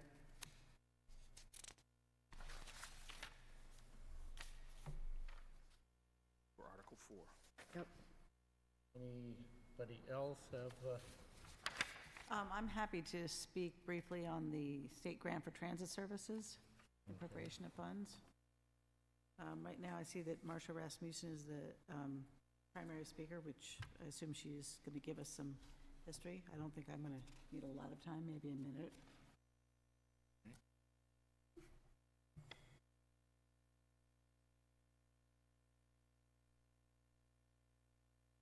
Linda, what is your sense on Article 12, the library development?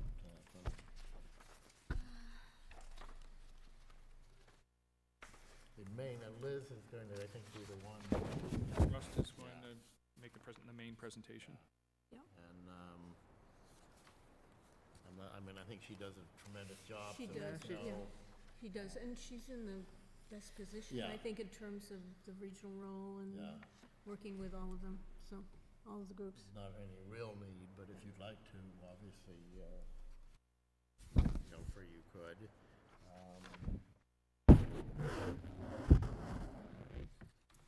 I don't know whether, it's a little hard, I don't want to raise the legal services appropriation of funds, raise sort of an issue if it's not raised, but I'm certainly happy to speak if it appears to be necessary. So I'll prepare to leave it kind of and see how it Okay. goes. Are there any other the articles that you imagine we should really try and, Well, the primary purpose for the special town meeting is the first 3 articles, the Right. W.R. Grace settlement. So if a member wanted to speak on probably Article 1, I I think would 2 do, and 3. if you think it's useful, I'm happy to be as part of the negotiating team. Yeah. Have a 1-minute comment on the process and why, I'm sure you're going to talk about the amount of the settlement, but the process of the settlement, I could say a word or two. Great. We started from a very high number and came down to a very low number, which is a good deal for the town, is the general statement. that's But I great, can do because you that. have unique space there, Alice. I'll do that one.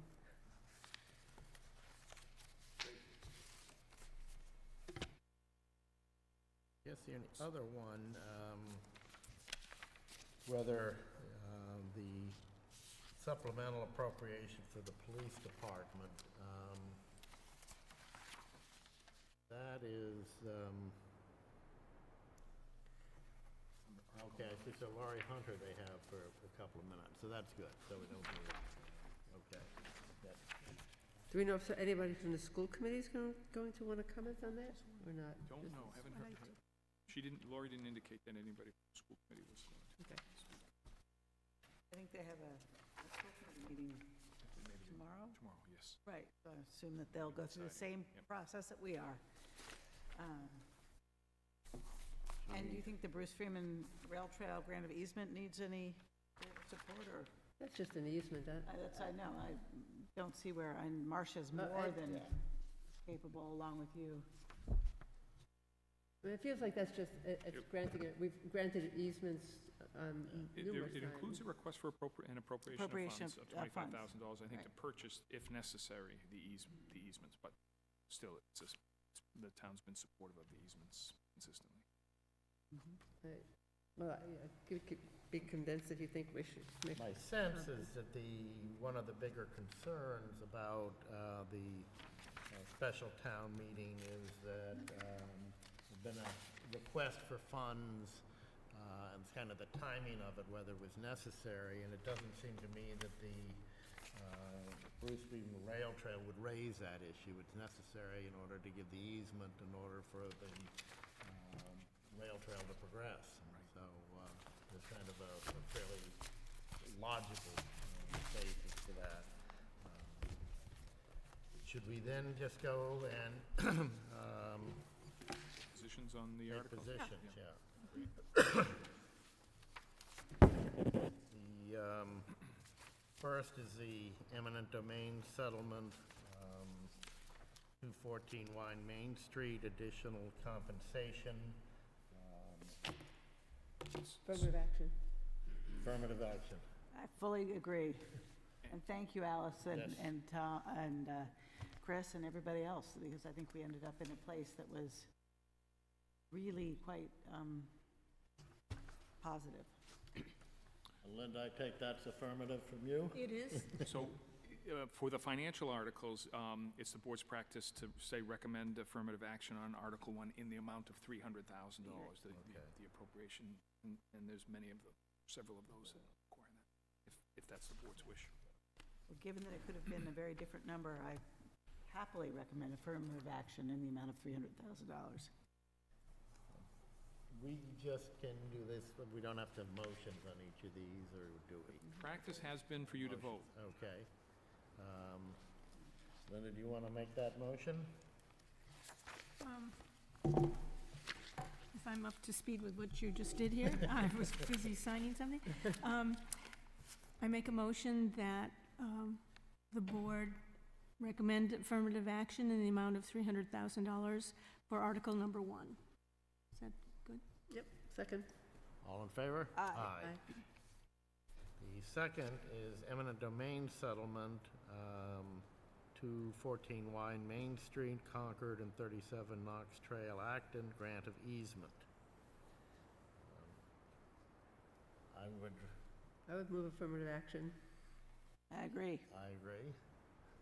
I agree. We'll need a motion then?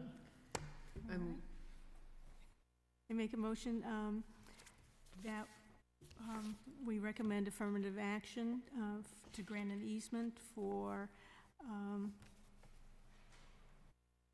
214 Y Main Street, Concord, and 37 Knox Trail, Action. As printed in the warrant. As printed in the warrant. We have a second? Second. All in favor? Aye. Third is eminent domain settlement, zoning bylaw amendment of 214 Y Main Street. Affirmative Aye, action? I would actually recommend affirmative action on this for the board. Okay, and I would as well. You need that as a motion? Yes. I move that we recommend affirmative action on Article, this is now Article 3, which is a zoning bylaw amendment to allow emergency vehicular or pedestrian access over land owned by the town to access the adjacent property. Second? Second. All in favor? Aye.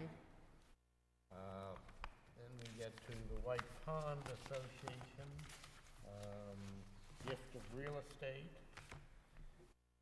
You think affirmative action? It would be a great honor to recommend affirmative action on the acceptance of a gift of real estate. I think you should motion immediately. I did. Second. I move to. I am moved to. All those in favor? Aye. White Pond appropriation of funds for beach operation.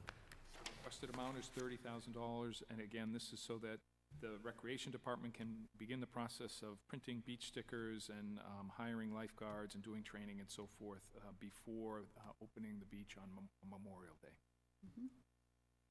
And so if we didn't do it now, we wouldn't be able to open. You could vote in April, it'd be mid-April, and they would not have been able to do any hiring and probably printing and that, so some of the things that we Timing would is off. want to do. And we're, $30,000 is probably not gonna break the bank. Get affirmative action? So I would move affirmative act, that we recommended for affirmative action for $30,000 for the operations of the White Pond bathing beach for the summer beginning May 2019. Come on, years wrong. Second. All in favor? Aye.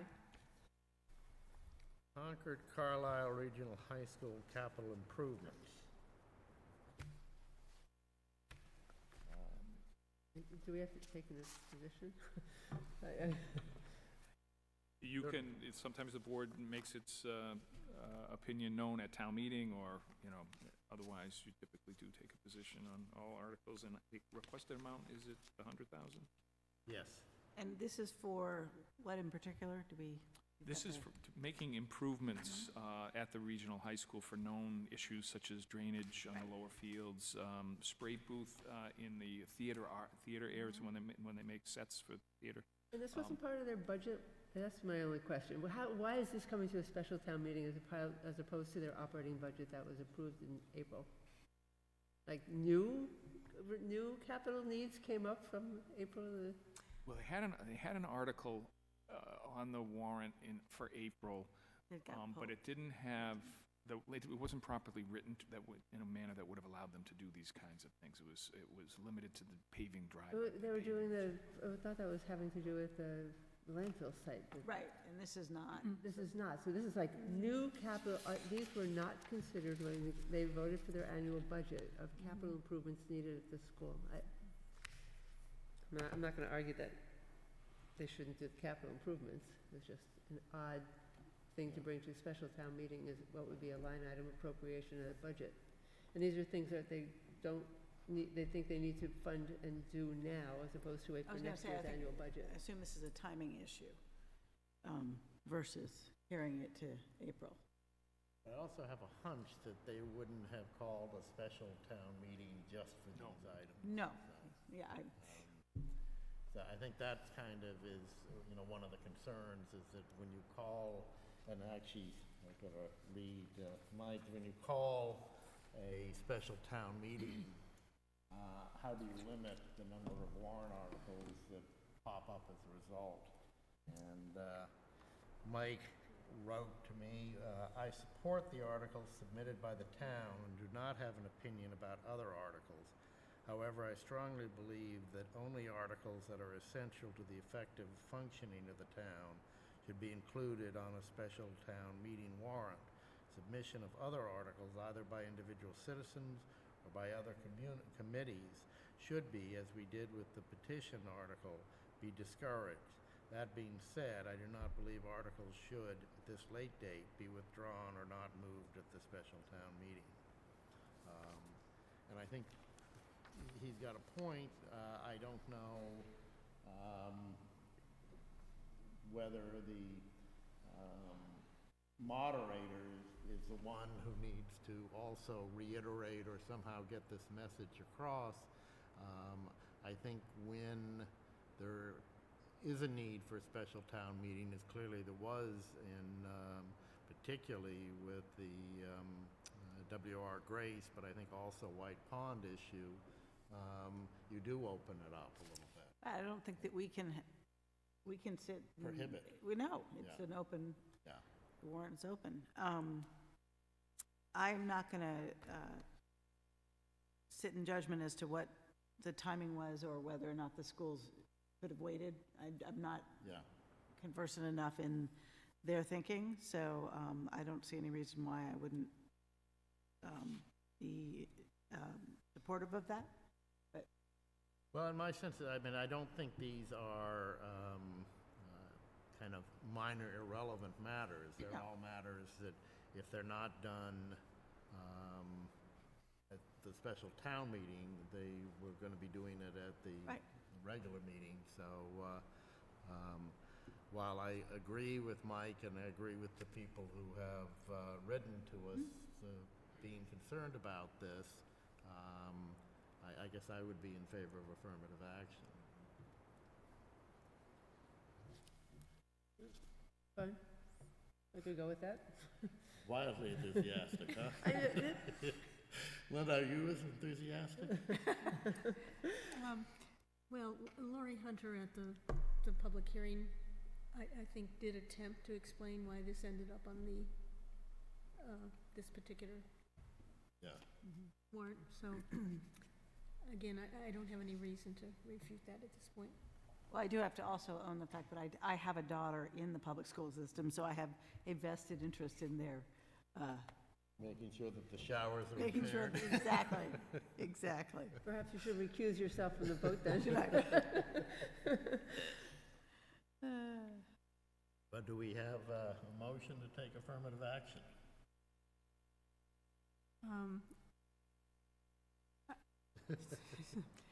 I recommend that the select board recommend affirmative action on article number 6 as printed in the warrant, The amount of $100,000. in the amount of $100,000. A second? Second. All in favor? Aye. And then we also, the next is Concord Carlisle Capital Feasibility Study.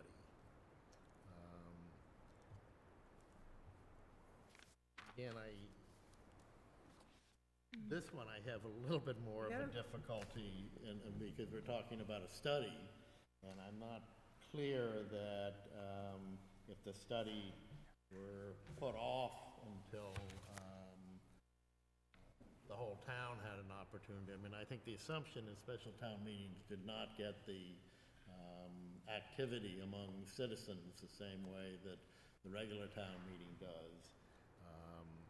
And this one is for 200,000, so we're also talking about, substantially more money. I mean, doubling the amount of all the others except for, the, additional compensation on the eminent domain matter. But, Well, this is a capital, The feasibility study. yeah, that actually does now address additional parking, potential uses for the landfill area, roadway, and lighting improvements, field improvements, and I would assume, based on the fact that they brought it to special town meeting, that that's because they'd like to have this underway before annual town meeting, but I do that without any knowledge of the fact. I assume So that there's a that, timing interest. And so, I'm persuaded by your earlier comment that once you open the warrant, you have the opportunity that anyone can bring something forward. It could be a citizen petition, it could be the school committee. I'm surprised this isn't part of their operating budget to do a feasibility study.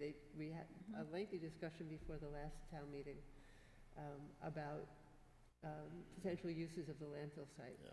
And just a couple of months later, they were looking for a feasibility study of what to do with the landfill site.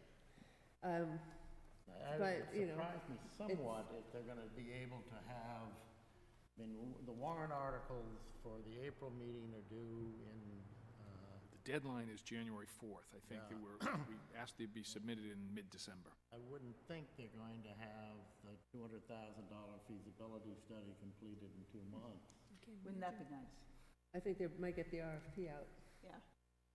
So, I mean, I guess on this one, I see less of a urgency to,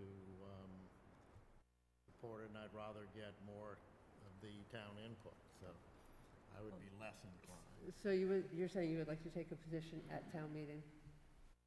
That I would kind of defer the select board taking affirmative action on this.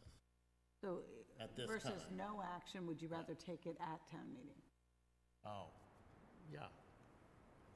So, the time, putting something on the warrant Yeah. is not within our purview. Yeah. It's on the warrant, and now we get this, whether we support this article as written, or we can we can discuss it and, again, I'm not sure our discussion will lead us to a different outcome, Well, we particularly. will have one other input.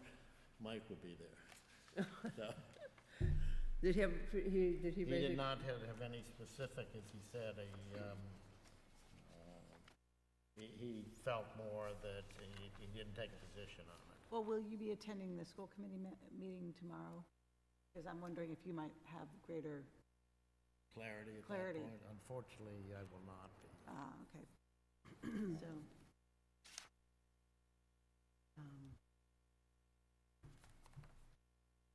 It sounds like, I was hearing that we should make the recommendation at the town meeting. Is that, So we defer until town meeting? I think that gives us some opportunity to talk about, You're posted for a meeting at 6:30 on the night Yeah. of town meeting, if you want to discuss it there. You can also listen to the debate on the floor, and then decide amongst yourselves whether you Right. want to support it. Okay. So no need for a vote if you're going to I defer. think we have a comment Yes. from somebody who might have information about this. Robert Brown, Milton Circle, member of the school committee, speaking on my own behalf. The finance committee is going to have a meeting this Thursday, and I believe we'll discuss the two articles. okay. Correct. And superintendent's going to make a presentation, so you may want to. Yeah, I will be at that. Great, Refer to that would be that. helpful. Yeah. okay, good. So let's delay our vote till we have more information. Great. I'd like to hear what the FinCom's questions are and what they decide. Next item is the town manager search appropriation of $20,000. Oh, I don't think we could possibly move in favor. I'm in favor of that. Yeah, so am I. Who wants to make the motion? I recommend that the select board recommend affirmative action of Article number 8 in the amount of $20,000. Second. All in favor? Aye. Aye. Sorry. Police Department fiscal year 2019 supplemental appropriation in the amount of $48,000. This is for a position for middle school. Correct. This is converting the youth coordinator, resigned her position earlier in the summer. We have a grant of $17,000 from the community chest that supported that position. Those funds will revert back to the community chest in December, I think, at the end of the calendar year, if the money isn't used. So that's part of why the police chief thought it was important to bring it forward at this time, because those funds would be lost, and there's an opportunity to use the Muse stabilization fund. So there's no appropriation from taxation this year. Eventually, when the Muse funds go away, there would be requirement contribution from the general fund. And I don't have a reason not to be in supportive of this. I guess I continue to be curious as to why this position, which used to be in the social services of the town, is being moved under the purview of the police department. With the position always worked, Jennifer Clark always worked closely with the Oh, I police know department. that, and I thought she did a very good job. I'm just curious as to why the reporter, it's going to be a member of the police department. Well, she was a unique resource that was, well suited to the role. In the past, we had some trouble finding somebody to fill that position and get somebody as well. So was the concern that we wouldn't be able to really fill the position unless we placed it in the police department? Right. Well, yes, I think that's correct. Is there a safety issue that's also involved in this? I think the police chief, successive police chiefs, I think, have wanted to have a school resource officer in the middle school. We had trouble affording it within the budget, but because there's the grant from the community chest and the Muse stabilization funds are available, the thought was perhaps we could give it a try. So this is doing double duty. Because that's the other Yes.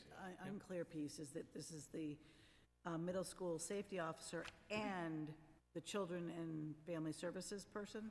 Yes, it's using those funds that were for the youth coordinator, Well, not the youth- social, okay, not the so- social worker, but the youth coordinator grant from the community chest. Those funds will support this position. All right. Any comments from, are we ready to take affirmative action? Want to do that one? Yes. Yeah. Okay. I recommend that the select board take affirmative action on Article number 9 in the amount of $49,000. 49? 48? 48? I'm sure they'd take 49. Yeah. Sorry. Second. All in favor? Aye. Okay, state grant for transit services, appropriation of funds in the amount of $3,210. Woo-hoo. The funds have already been received from the state, So but it's they just an must be allocation for appropriated. expense. So This is a- I would move that the select board recommend affirmative action on Article 10 in the amount of $3,210. We got a second on that? Second. All in favor? Aye.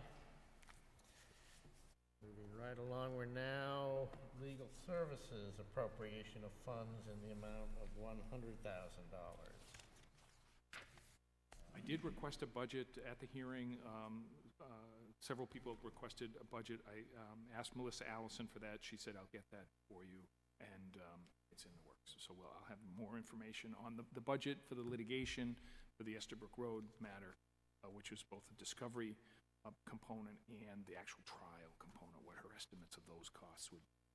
Melissa Allison is our litigation lawyer at our town counsel's office. Town counsel's Yep. office. Yes, excuse me. And as I remember, this $100,000 is the first significant increase in our legal funds. I think we increased it by, was it 25,000 last year? Right, So which was this the first time in was 15 years. we Exactly, so this would be 125,000. And this would be a one-time only. That's not a permanent increase in the legal budget. It would be a one-time It would be only. for this year. This year only, So it would go back to 250. 250. And I think it's important that it be realized that it's not just for the Estabrook Woods, that there was a number of other matters that we meet with the legal counsel on that have added up, and some of them have been unusual in terms of negotiating. Collective bargaining. So. Right, and I would say that, you know, we're settling the eminent domain, I mean, there are things we're putting to bed this year which will not be dragging on our legal services, but It's true. have deferred the money or taken it up in the past. So, again, I think we'd all prefer not to have the need. But, But it's not a permanent increase, it's a Right. one-year Yeah. increase. Exactly, it's a 1 year. So I'm be in favor of affirmative action. Okay. I recommend affirmative action in the amount of $100,000 for legal services for Article number 11 as printed in the warrant. Second. All in favor? Aye. And amendment of Phase 2 Blackbird Site Development and Personal Use. This is considered a gift, is that correct? Is that how it would? Correct. Right. Yes. I like gifts. Yeah, acceptance of a gift. Yes. Yes. I like giving them to when I can. So I'm in favor of affirmative action. Yeah. I think especially since we learned that the state will not accept Yes. the affordable units Yeah. and count them to our needs.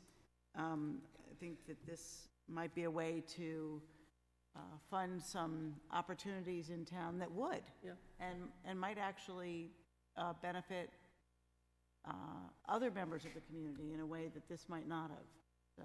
I agree. Do I have hear a motion to take affirmative action on Article 12 as printed in the warrant?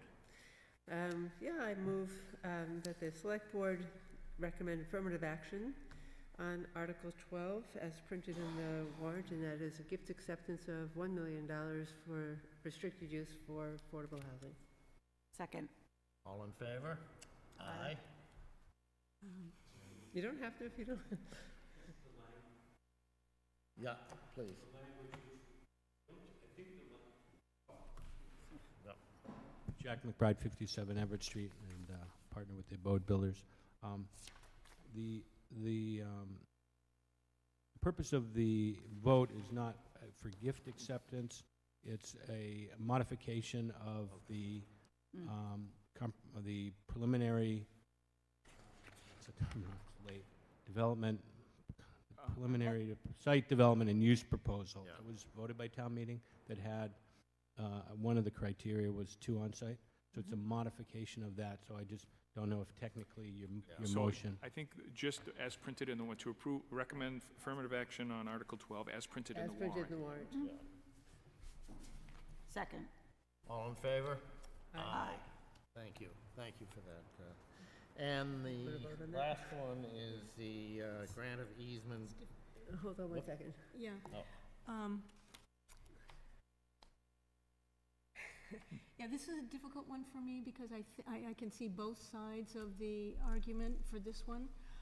I think it's a wonderful should the town decide that they want to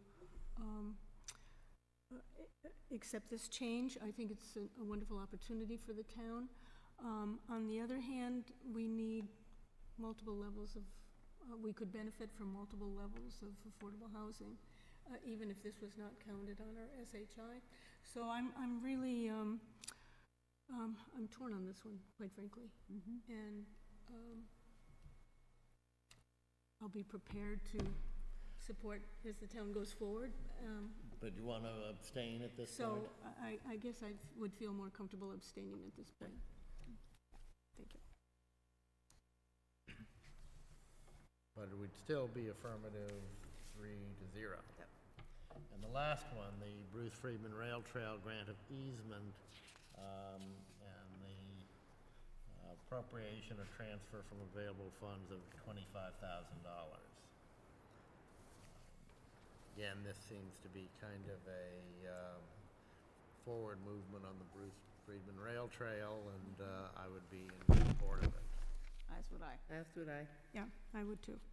So I recommend affirmative action on Article number 13 for a grant of easement in the amount of $25,000 for the Bruce Freeman Rail Trail. Second. All in favor? Aye. Okay, public comments. We've already taken a number as the other items went along, but if anybody has a public comment, please, yes, sir. We've already taken positions. This is Matt Johnson, 21 Winthrop Street, member of the planning board, speaking on my own behalf. You've already taken positions on the articles, but one that stuck out for me is Article 9. And initially, that premise that somehow funds that are from the community chest that aren't expended for this would be lost. Community chest obviously has many other good things that they could spend money on. So, there's no real loss of funds at risk here, okay? The second thing is that, we're between budget cycles and we're funding permanent hiring within the police department, of an individual who would be under terms that you can't easily get rid of that expense going forward. And so really, to be able to do that hiring without having the context of our annual personnel budget just doesn't seem responsible, especially at a meeting that's called for another primary purpose. So, I don't understand the position that the select board is taking here. And I also understand from the chief of police that he was planning to reassign an existing police officer to that position, and the hiring would be a backfill hire into the police force, general police force. So I can't understand why we can't go between now and town meeting with a trial period of, hey, assign that officer or part-time or whatever. And of course, I don't know all of the technical details around doing such a thing, but it just seems totally possible for us to get some better understanding of that resource goal, to be more responsible about our spending, and, establish a precedent for what are we doing with special town meeting? Are we actually just preparing to have semi-annual town meetings going forward? That anybody just throws things in and we go ahead and support them? Or should we resist?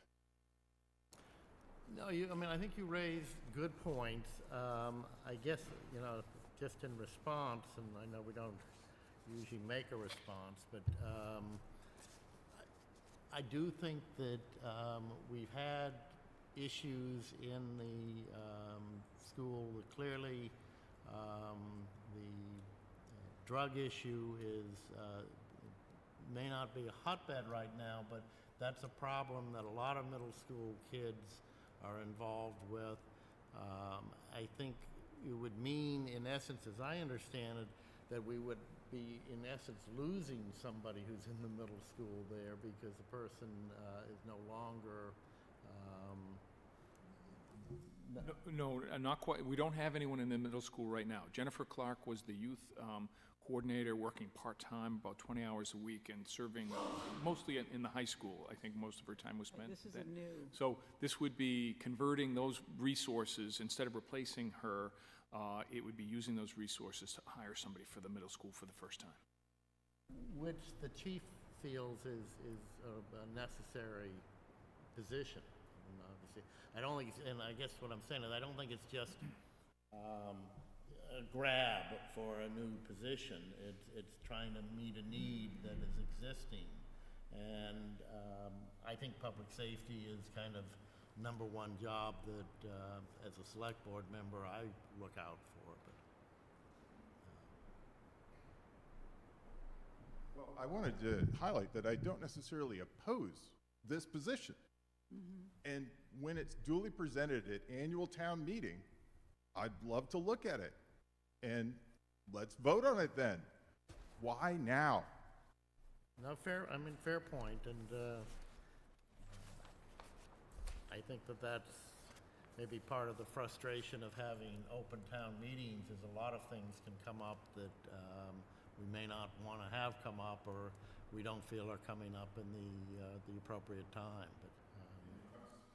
But well, this is true. I think it sends a message if we didn't, but and not a message that I want to send at this point. That's a point well taken, I'm glad. Yeah, no, as I say, I Hopefully you'll be at appreciate town that. meeting and Yeah. be able to express that same thing. Yeah. Any further public comments? Committee liaison reports. Linda? Since the last meeting, I've attended 2 of the ZBA meetings, the Zoning Board of Approvals.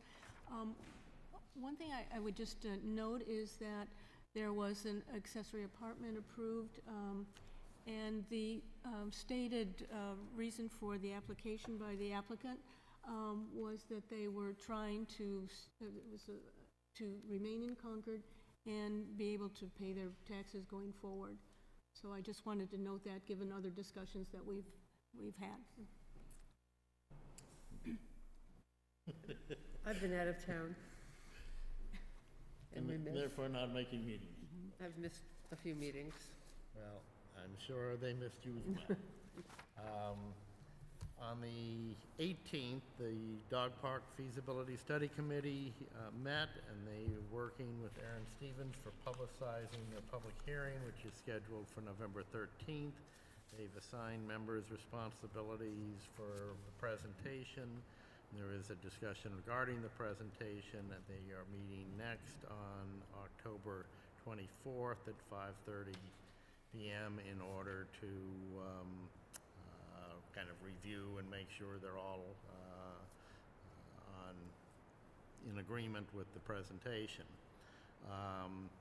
The chair's breakfast I usually don't mention, but there is excellent attendance. There was some points made that tree lighting by the Recreation Department is to be held on December 2nd. The CPC is taking applications, and they expect approximately $1.5 million to be able to distribute. The Finance Committee is meeting on Thursday discussing the status of the budget and guidelines. And Council on Aging is seeking to hire a nurse, part-time, but may be able to coordinate with the Board of Health, which is also looking for a part-time nurse. The Council on Aging had difficulty in hiring part-time as the last nurse left to take a full-time position, and commuting time is a problem. And the Planning Board has been prioritizing items from the long-range plan, and they intend, although it sounded like a low priority, reviewing the wireless overlay district. And on last Thursday and Friday, I attended the Municipal Vulnerability Preparedness MVP Community Resilience Building Workshop, which was at the police station. They came up with coming up with action items to combat natural disasters and how to mitigate, prepare for, and respond to floods, natural disasters, droughts, and major storms. And it was a lot of big attendance and very well run. And I think Kate did an excellent job. And I'm usually a little skeptical about the group meetings, but it was interesting how productive it was. So it was enjoyable as well. I attended the planning board meeting that was specifically focusing on a new development that happens to be across from my home in West Concord. And I attended that as a resident, but I know that Alice was unable to, so happy to report on what I thought was a very robust, I mean, it was a packed meeting. There were very few seats left unattended. In fact, I think there was standing room in the back. And I think that the planning board offered a lot of very pointed questions. I'm not sure where this goes from here. It's clear that there's I don't think I could count a single voice of support from the public, and there were extensive public comments. I may be wrong, but my memory serves, and Matt's in the room, so if I'm wrong, please correct me. I don't remember anybody standing up and saying this looks like a good idea. I think there seemed to be fairly, there's an understanding that the property is going to be developed, but what comes next is certainly something that the community is trying to grasp. I don't envy the planning board or the ZBA eventually. I also attended the PEG Access Advisory Committee, which, that is a very well-run committee, and still sort of getting underway. I will note that the point of information I offer to the group is the fact that the CCTV has formally filed with the Attorney General to dissolve, which was not necessarily something we had anticipated. So as of, is it October 1. October 1, Minuteman Media Network is the is PEG Access in Concord. And I certainly am impressed with the amount of activity that's going forward to embrace that. One of the things that our assistant town manager reported on was the hiring process to bring staff on, noting that 3 of the existing staff have applied for positions, and will likely... 2 are actually town employees now, and 2 the are third one has accepted a job offer, and it's in the process. Okay, so there we have it. So that's... Miscellaneous correspondence. Anybody? I just received that there's going to be a celebration 50th anniversary of the Wild and Scenic Rivers Act on Sunday, October 14th, 2 to 5 p.m. in Concord, Mass. Isn't that the North Bridge? At the, yes, Minuteman National Historic Park, and the Old Manse event will be held rain or shine. And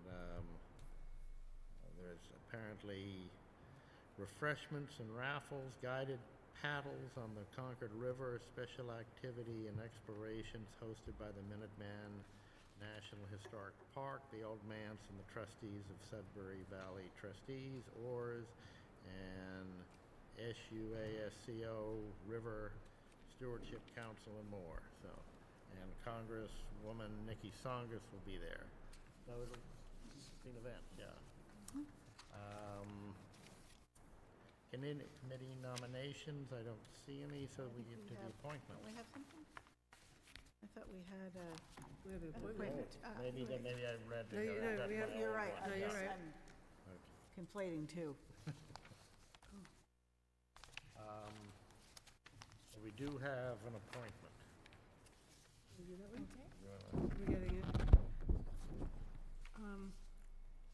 I make a motion that we appoint Betsy Levinson of 124 Neshoba Road to Concord Local Cultural Council for a term to expire 5/13/18. 2021. Oh. Yeah, It says- 21.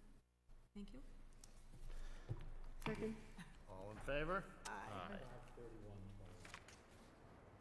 5:30, oh, 5:31, okay, got it. One. 5:31, 21. Thank you.